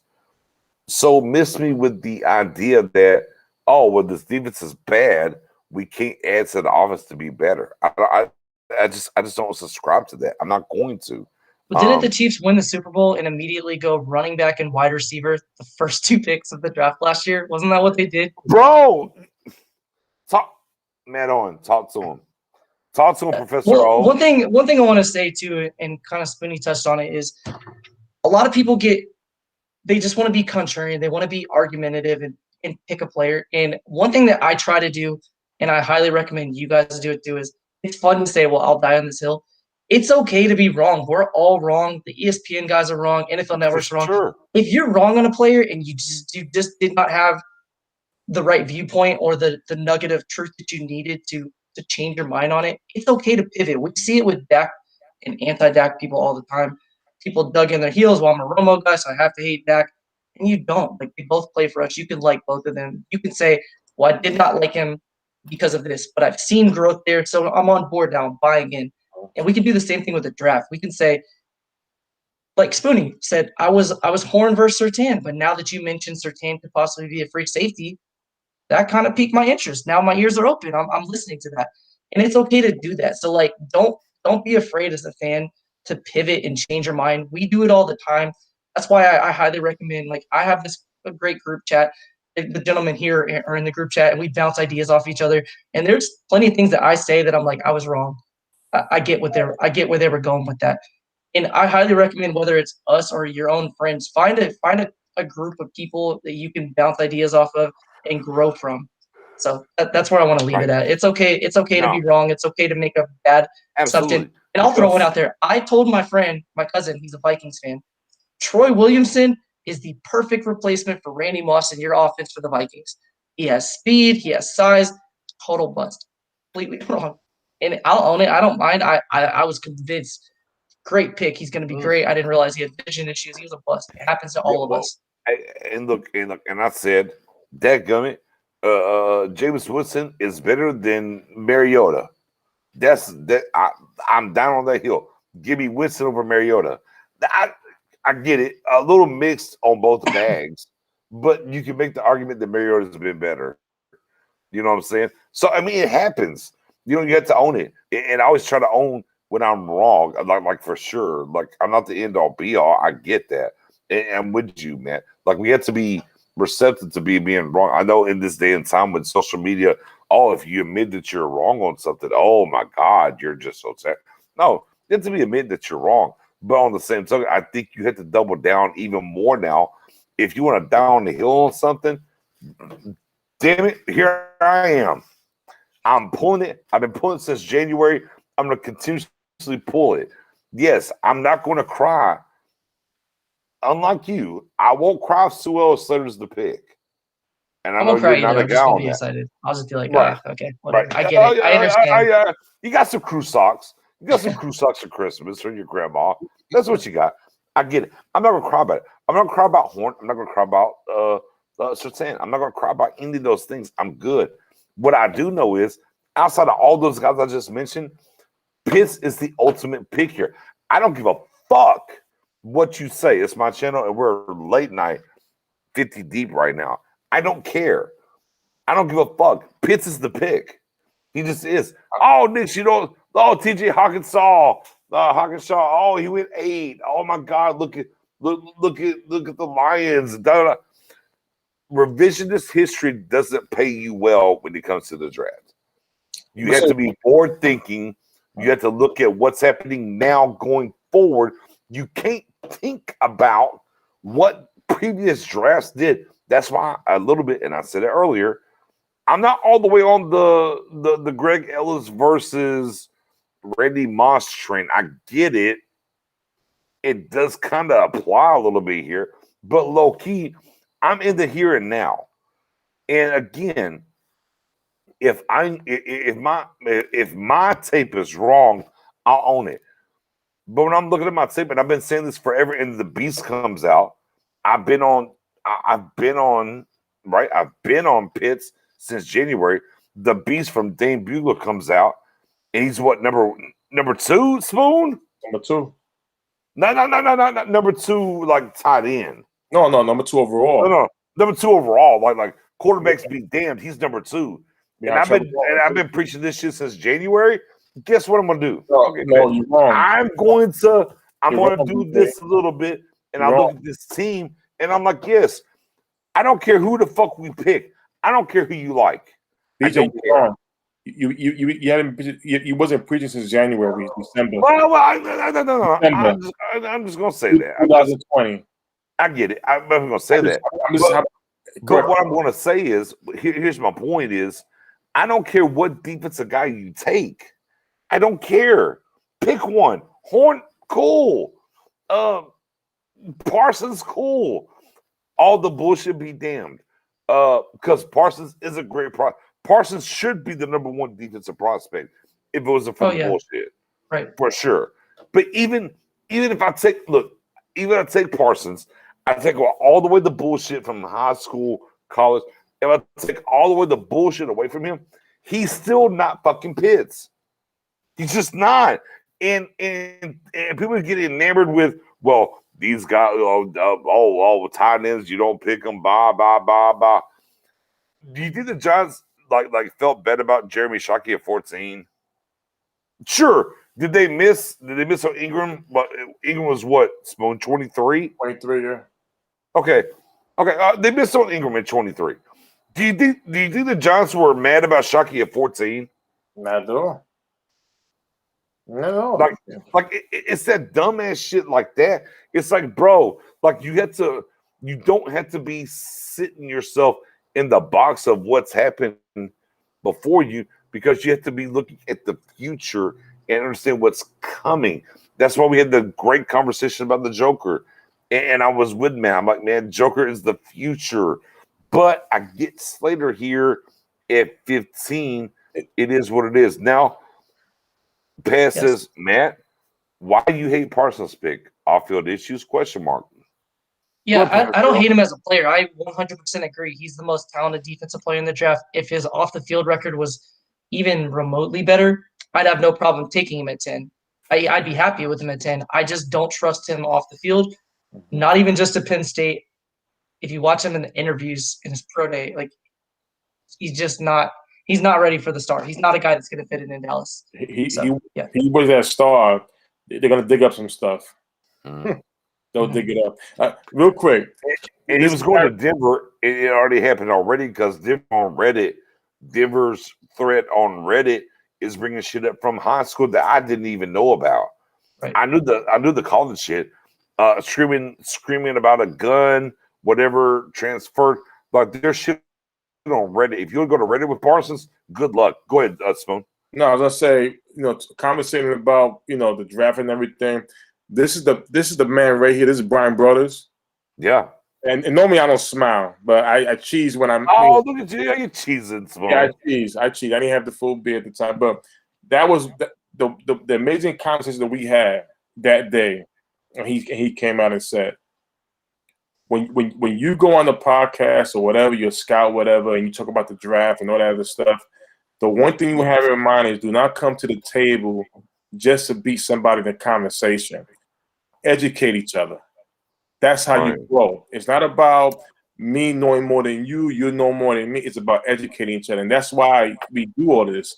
Every time that we do this, we have, even though we may have a different opinion, we still educate one another. And again, I was a horn guy. I'm jumping on certain now. That's because why? You're listening, you're learning, you go, you take a step back, you come forward. You know what? That makes sense. I understand. All right. That's I suppose. Now, with that in mind, Spoon, with a little knowledge there, Matt Owen, are you feeling a little bit different now about offensive line? Are you coming forward or offensive lineman now? Are you still? I'm not. I don't mind drafting an offensive line. I don't mind it, but you cannot spend 4 first-round picks on the offensive line in a 10-year span. You just can't. You can't. I mean, you can, but you shouldn't. Man, like you know what?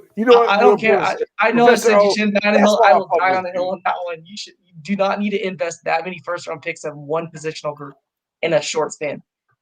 And I gave in the group chat. I didn't do it here, but in the group chat, I looked up teams like the Steelers, the Packers, the Patriots, the Ravens, a lot of good teams, and none of them have drafted more offensive linemen in the first round over the last 20 years than we have in the last 10 years. So I'm like, don't tell me that you have to do that. You have to be able to develop guys. Imagine if we would invest in our defensive line the same way. Right. And it's one of those things like you're going to have misses. We hit on the offensive line. And because we were so successful at drafting that, fans are like, well, let's keep doing it. Let's just keep building it up. And we have Collins, who would have been a first-round pick. He would have been a top 10 pick without the off-the-field stuff. Hey, man. Look, we have 4 first-round picks on our offensive line. What is that fifth one going to win us a Super Bowl? No. And let's give Jason Garrett his flowers here, guys. Right. Let's give Jason Garrett his flowers. He was able to turn the front office onto the idea we should draft offensive lineman early to fix it. Maybe a little too late in his tenure, but he did it. Shout out to Jason Garrett for doing that. Right. But again, as we look at the tenure over the past 15 years, we draft offense better than defense. Yep. So why wouldn't we take Pitts over anybody? Over anybody. Again, I hate to go back to this. I know we're being a dead horse. I'm sorry, sir. My dog's over here like, I'm sorry, Dad. Just leave me alone. I know I'm not beating you.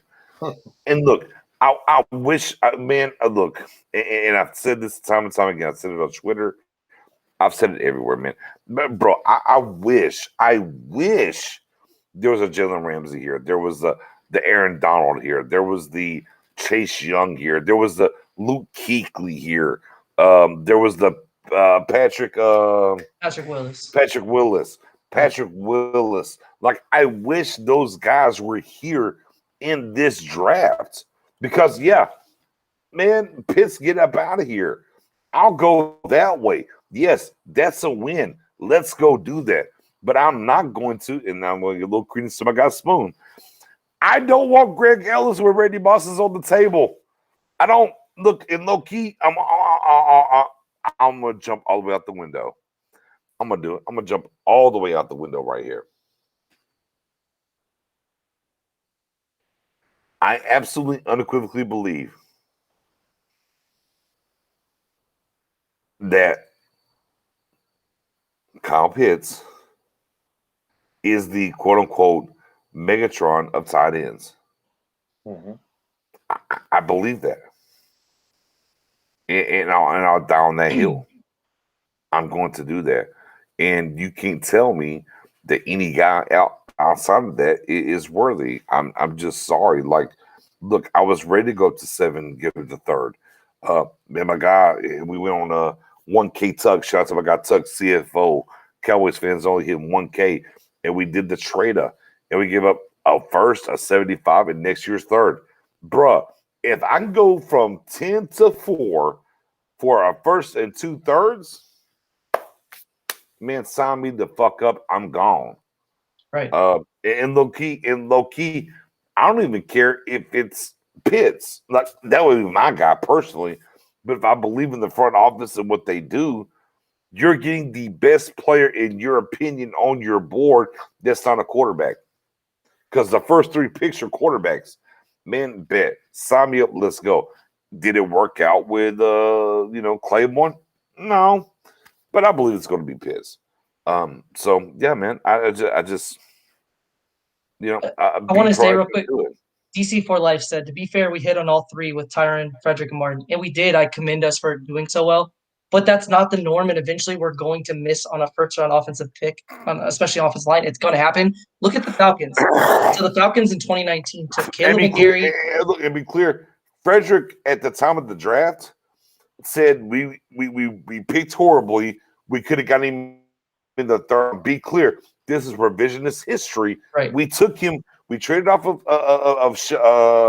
Floyd, the defensive tackle from Florida, right, for Minnesota.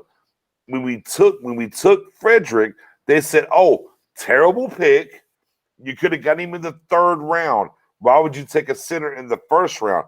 Revisionist history says you hit. At the time early on, we reached is what everybody said. Go ahead there, Moen. Yeah, I was just going to say real quick, though.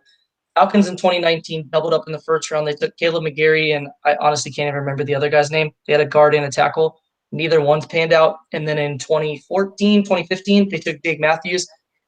He's probably not going to be on the roster next year. The 49ers took 3 offensive linemen in, I think, in a 6-year span, and only Mike Iupati really hit out of those. So while we did well with those 3 guys, we're not always going to land Hall of Fame, all-pro caliber guys. Eventually, we're going to draft a guy who's just a guy. So, yeah, I commend us for doing a good job of drafting those 3, but just because we've done that doesn't mean Slater, Soul, or any Dershaw, whoever, Walker, Little, whoever you name is going to be a superstar player too. We have to learn how to develop players. You can't have guys like Chaz Green, who's a 3rd-round pick, who's who's trash. Like, and low key, Paul says, "I'd rather have a dominant O-line than a free tight end." Hold on, Spoon. We've had this talk before. Let me turn this around backwards real quick. Let me do this. It will for sure get out of here. Matt Owen, I appreciate you rocking with us. I know it's you gotta work tomorrow. I do too. 12 hours. Here's what we're gonna do.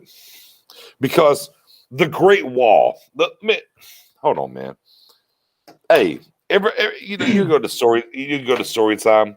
You have a good time, right? You have a good time. You go to story time. You sit around like you get the fireplace, or you got a little bonfire.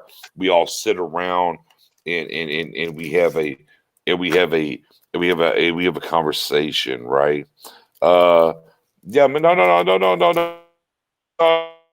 I mean,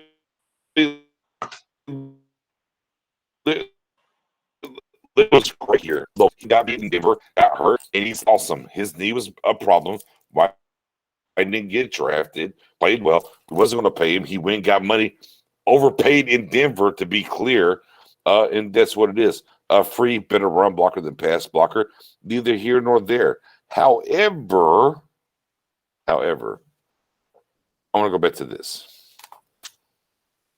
Hold on. Let me make sure my shit's right. Am I good, guys? Am I good? Y'all feel me? All right, Great Wall. The Great Wall started, right. They talk about the Great Wall now here in 2021.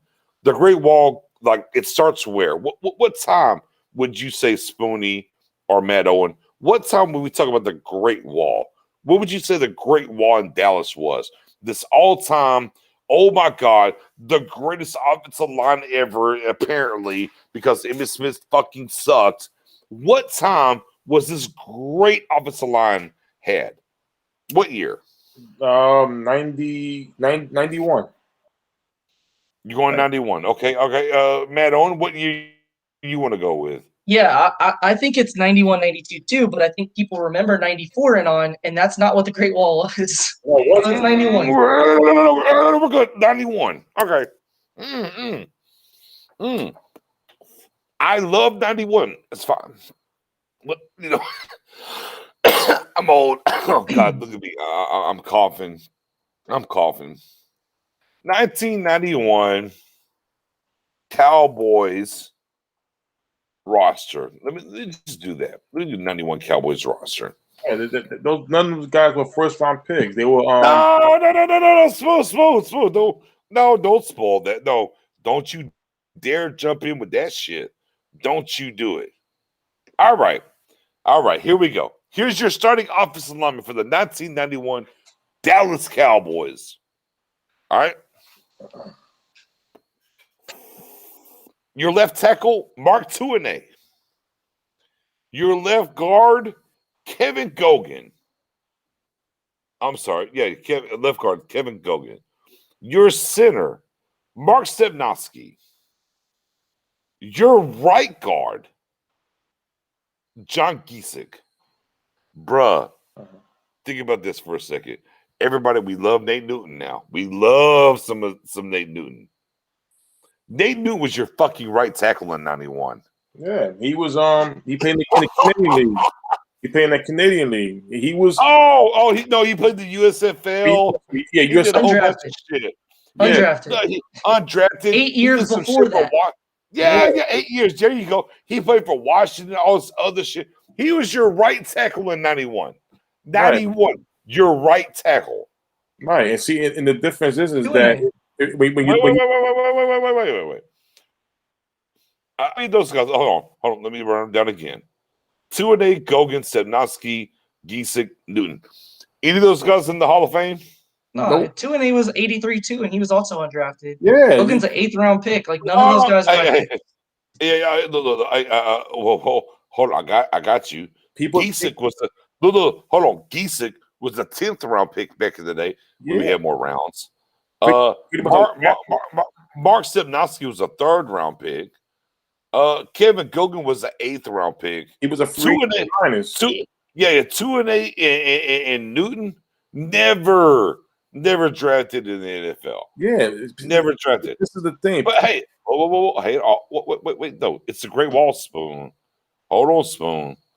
It's the Great Wall. Because you have a Great Wall, it has to be consistent, right? It has to be consistent. Hold on. Let's go to 92. Let's look at 92, guys. 92. Y'all ready? Y'all ready for 92 yet or no? Yeah, I'm ready.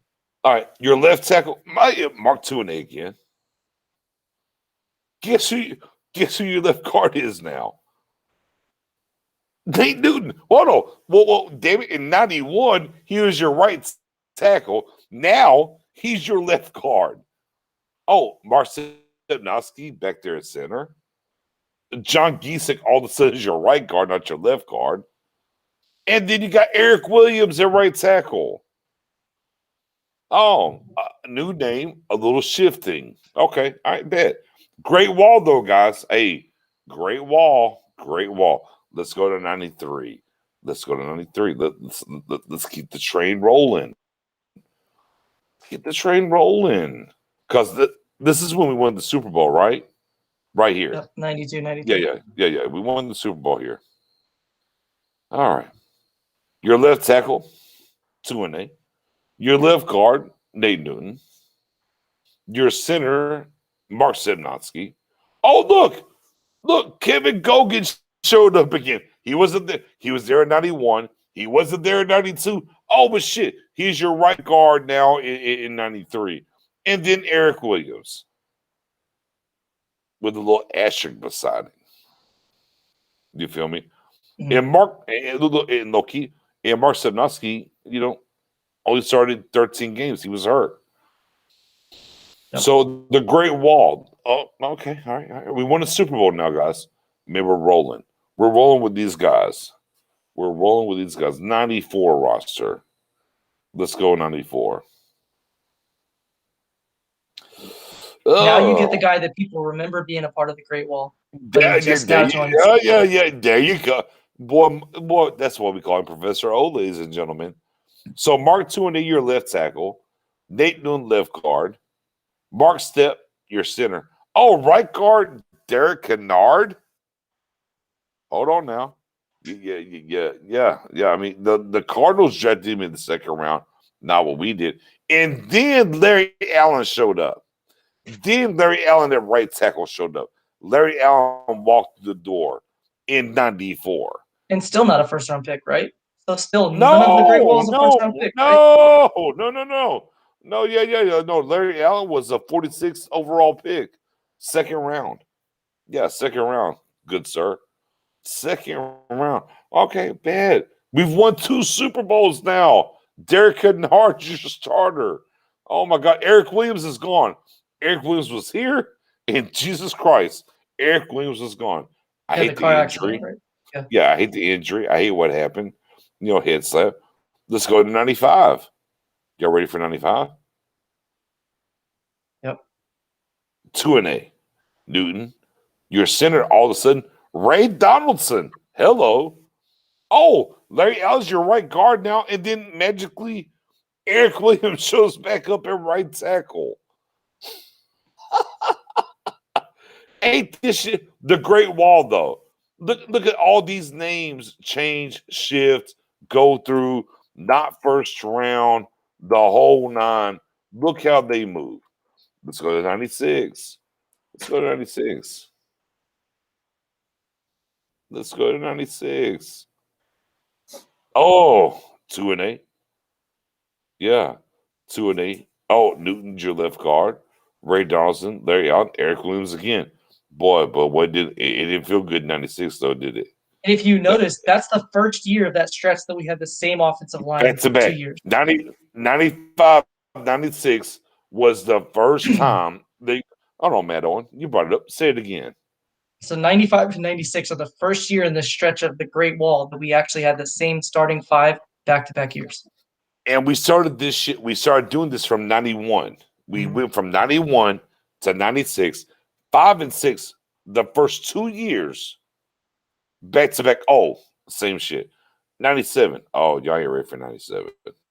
Y'all ain't ready. Y'all ready for 97? Y'all ain't ready for 97. It's not a Great Wall anymore. Hey, your left tackle. Real quick, everybody in the chat.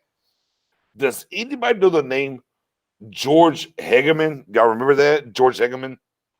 Anybody? No? Nobody remembers George Hegeman? No. Yeah.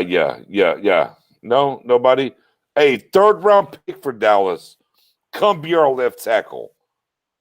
Yeah. Rookie left tackle, 3rd round pick. 102nd overall. George Hegeman. Your left guard, Nate Newton. You know who your center was? Clay Shiver. Your right guard, Larry Allen. Your right tackle, Eric Williams in 97. Bruh. But they want me to draft a 1st round pick and offensive line every other year, and I just don't. I'm like, bruh, the Great historically, Wall. where's it at? Show me a team that's been successful with that model. Bro, the Long Great term. Wall. The Great Wall, though. The Great Wall. I mean, it's the Great Wall. It is what it is, right? The Great Wall. Here we are. The Great Wall. Like, bro, man, the keep it a buck, man. Yeah, you know, keep it a buck. I told my guy Keever, I told him, it's like, yo, the Great Wall is very much over exaggerated. It's not what y'all think. It's not what y'all think. Like, y'all use the offensive line to discredit Emmitt Smith. Emmitt Smith made the wall. It is what it is. How'd that Great Wall look the first 2 games of '93 without Emmitt? Wait a minute, though. How about this one? How many concussions did Troy Aikman get? Right. Yep. The Great Wall was so great, but Troy Aikman's getting his ass beat the fuck up. You know, I mean, it's funny, man. That kind of stuff there is funny. About the Great Wall BS and whatever is bullshit. We went from 91 to 97. The only time that we had back-to-back, it was okay, was 95, 96. And then we had guys that y'all even know about. You know what I mean? It is what it is. So, yeah, no, yes. Offensive line at 10. And people may say, well, that's old. Football's different. But it's not. The 4 conference championship teams, and I've said it before, 1 starting offensive lineman who was a 1st-round pick out of 20 players. There would have been 2, to be fair. Eric Fisher was hurt. So 2 out of 20 projected starters were 1st-round picks. The good teams can draft guys in the mid-rounds and develop them. Until we do that. Right. Here's what happens here, Owen, Spoony, is we don't do shit in free agency. And we buy the hook, line, and sinker that, well, we're just so good in the draft, these guys are good. And then when they're not good, we're like, oh, well, it must have been their fault or whatever. Like, the problem is we're just not good in the draft either. Let's keep it a bug. Bro, let's keep it a bug. Yeah, okay. CeeDee Lamb, CeeDee Lamb, Diggs, Gallimore. Great. Okay, can we run it back and do it again? Can we do Pitts, McNeil, Washington, right? Can we do it? Can we run it back again? Because we are shit in free agency. And well, even draft classes, if you look at 2016, everybody was like, this may be the greatest draft class Dallas has ever had. You have landed all these players, and now some of those guys were like, are we really that excited about Jalen now? Where's Malik Collins? Like, some of the guys that we were so excited about aren't even here anymore. I'm like, bro, I mean, you got Dak and Zeke, though. Yeah. By no, those are great picks. I'm not saying they're bad, but I'm just saying some of the guys we're excited about now, 5 years from now, may not even be on the team anymore. Right. I'll tell you what, though. How about this one? Let's style up. We're in 2021. How about the 2019 draft? You want 2019 or 2018, Matt, on which one you want to pull up? I'll give you the realm here. Go 2018. All right, 2018, right? Because that's the 3-year test, right? That's the first 3-year test. Right. I mean, you're into the 4-year, right? 2018 draft. Here we go. All right, bam. All right. 2018. All right, y'all ready? Everybody ready for the 2018 draft of the Cowboys? Spoony, are you awake? Or are you ready? I'm here. I'm just listening. Okay. So round 1. Now, Spoony, this is when me and you was in Dallas now. Right? Right. Dallas draft, we were there. Round one. Who was our pick round one?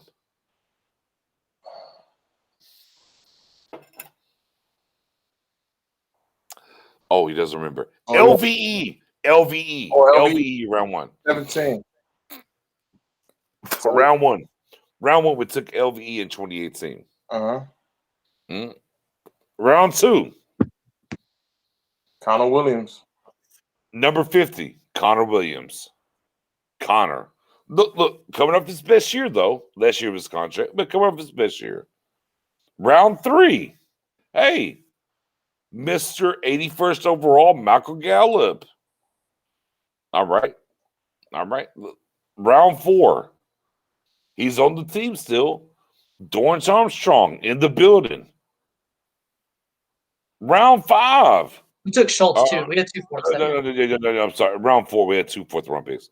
Dalton Schultz. I mean, last year, hey, everybody loves Dalton Schultz all of a sudden. Bada bing, bada boom. Oh, round five. Mike White. Y'all remember Mike White? Oh, yeah. I mean, I remember him, but he's gone. Yeah, Western Kentucky quarterback. Yeah. All right. Round six, we went Chris Covington. Round six, we went Cedric Wilson, still on the board. Oh, and then we went and scooped up Bo Scarborough, who burnt the fuck out of us when he played for Detroit. Right. Yeah. So let's look at it. LVE, super hurt all the time. Can you be better? Connor Williams, you were shit last year, best year you had, but we're trying to replace you. Michael Gallup, as much as I love Michael Gallup, there's a ton of people that want to trade him right now for something. Dorrance Armstrong, you can leave or you can be here. I mean, I was tired of watching you drop into the damn flats and cover people. I don't know why they did that to you. Dalton Schultz, great. You were better than we thought. And the rest, who gives a fuck? Cedric Wilson, maybe a little bit there in the 6th round. But yeah, I mean, again, we're back to what impact. What guy are you saying is an impact guy? Is LVE impact guy? We're not picking the 5th-year option on him, right? So it's not impact. All right, 2nd round, Connor Williams, coming up his best year. Are we going to re-sign him? Probably not. Gallup, we kind of hope we re-sign him. He brings them to the table, but it's probably not going to happen. Dorrance Armstrong not going to be back. Dalton Schultz not going to be back. Mike White's already gone. Chris Covington's already gone. Oh, Cedric Wilson's here. That might be the guy that gets re-signed. And Bo Scarborough's gone. So yeah, the 2018 draft, impact-wise, at 19 overall, every round was a fucking wash. It was fucking terrible. Yep. Let's keep it a buck right now. It didn't work. You know what I mean? Yeah. It just. Go ahead, Owen. No, I'm just gonna say, like, a lot of us are big Will McClay fans, and I don't blame all of it on him, because surely the coaches had some pull. Like, Marinelli was the guy that wanted Tristan. Marinelli, from what I gather, is the guy that wanted Taco. So can't blame everything on him. But overall, I mean, we're not as good as at the draft as people let on. Like, they make it seem like every year we're hitting A+ drafts, and it's just not realistic. And that's why being so reserved and conservative in free agency puts so much unjust pressure on McClay, because it's not fair to say, hey, you have to be the guy to save our franchise every single offseason, because we're not doing anything here except for patching holes. So if we're going to improve, you're the one that's got to do it. Here's the thing, though. We don't do shit in free agency, so we just gravitate towards these draft picks because those are our lifeline. Right. That's what happens. Let's go to 2019, Spoon. Spoon, are you ready for 2019? Sure. All right. So we had no 1st round pick because we got Amari Cooper. So we had to start at 58. So we had 58, 90, 128, 158, 165, 213, 218. At 58, we took Tristan Hill over Juan Thornhill. At 90, we took Connor McGovern. At 128, we took Tony Pollard. At 158, we took Michael Jackson, my cornerback Miami. He gone. Joe Jackson, DN, Miami. He gone. 213, Donovan Wilson, he here. And then 2018, Mike Weber, he gone. So from the 19 draft, we have Hill, Hill, McGovern, Pollard, and Wilson. Better than 2018, low key. We're looking at Hill to walk through the door a little bit, right? Wilson's a starter. Pollard showed some shit. McGovern showed some shit. So I mean, without a first round pick in 19 was better. Right. No, it's tough. It's tough, guys. It's the draft. That's what it is. I mean, you gotta. At the end of the day, you only can concentrate on what's around that time and what's around your picks, and that's what you can do. Every year is different. Every year you're gonna hit. Every year you're gonna miss. But it's according to what other teams around you is picking. That's how you got to go. It's you can't compare every year because at the end of the day it's different scenarios. If you want a certain guy this pick, but a team comes up and get that guy, you're gonna get another guy. That's the nature of the whole draft. So hopefully for this draft coming up, if we get picked, right. So last one and we're out of here. Right? Last one we're out of here. So 17, right, guys? So 18, 19, 20, 21, 4 years. If we count 17, right, you drafted in 17, you played 17. 5 years. 17, 18, 19, 20. That's where we're at now in 20. We're getting to 21. But 5 years. Here's our 2017 draft, guys. Y'all ready? Mm-hmm. Taco Charlton, Chidobe Awuzie, Jordan Lewis, Ron Switzer, Xavier Woods, Marquez White, Joe Ivy, and Noah Brown. Yeah, that was a draft where they allow too much influence from the other coaches. That's what it was. So out of everybody, we kept the 3rd round guy, Jordan Lewis, and the 7th round guy, Noah Brown, and everybody else is out the door. Yeah, that was Garrett. That was Garrett. Whoa. No. Garrett and Steven. Yeah, Mavinelli and all. Yeah, there was too much influence. At the end of the day, if you look at last year's draft, and in the relationship you heard between Mike McCarthy and Willie McClay, what did we hear? They said Willie McClay was so excited to work with Mike McCarthy because it allowed them to be open-minded and it would be more included. When you have Taco Charlton on the board, T.J. Watt was the best guy available. Where did Garrett goes? No, I want traditional guy. Well, Jerry said Garrett picked Taco. Well, 2nd round, you got that was Rod. That was Rod more than okay. Garrett, though. Garrett's the head coach, but in the 2nd round, you got Tristan Hill, you got Juan Thornhill. We needed a safety. What happened? The same thing. But last year was different. Last year it was all about BPA, best players, and even reports came out that Will McClay had the most fun that he ever had because the other guy in the past with Gary and everybody, it was too much influence, too much of their boy versus his.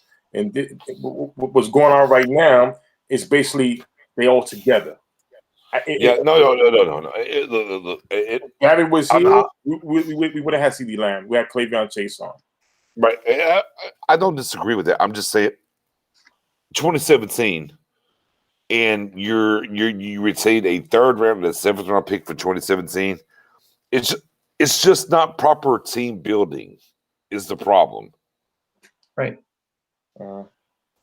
Like we had to get off the board of we can just look, We don't do free. Oh, we just draft. It's fine. You know. I mean, bro. I mean, that kind of stuff is an issue. But neither here nor there. Way too long tonight. Way too far. I got to work 12 hours tomorrow. I know my guy Matt's got to work too as well. I'm 12, 13 hours in for sure. Matt Owen, Professor O, man, I want to bring you on. I'm glad you came on. I'm rolling the red carpet out. Tell the people where they can find you. Yeah, first off, chat, great job tonight. Really appreciate all the contributions. There's a lot of activity tonight, so really appreciate that. You can find me on Twitter. I am Professor O_NFL. So pretty easy. Spoony, pleasure working with you. It's the first time we've been on together. And then Nick, thanks for having me on again. No doubt. Spoon. Yeah, Spooning881 on Twitter, and you can find me on Stargate. And listen, man, it was a pleasure me working with you. End of the day, I learned a lot from you today as far as numbers. And listen, when they call you the professor, if you don't have a logo, I need to get you a logo because that part. You bring good shit. It's no doubt 100%, man. And hopefully this ain't the last time we work together. Yeah, happy to be on. No, I'm going to make Professor O do this anyways. I don't care what he says. I'm going to just drag him. Yeah. But, yo, hey, man, we were celebrating my guy Jay Tucks, CFO 1K. We did 2 different mock drafts. We appreciate y'all on the other channel rocking with us. We appreciate y'all rocking with us here as well. You already know what it is. Stargame Podcast YouTube. Stargame Podcast YouTube. Sub. Notification bell. Please and thank you. On Facebook, just Stargame. Group, join the group. We'll get you in there. Page, like and follow the page. On Twitter, your underscore. Oh, can I hit the? Do I have it? No, I don't have it. Your underscore guy underscore Nicks. Your underscore guy underscore Nicks. NIX. Man, come follow your boy Spoony881. Right? Yeah. Yes, sir. And my guy, man, I already dropped it already. Appreciate y'all as always. Way too late tonight, but man, it was good. It was good times. We'll catch y'all on the rebound notification bell, YouTube or Facebook. Never know we're going to pop back up. You don't know. We not be back till next week. We might be back in a couple of days. I don't know. Got to do it. Got to hit it.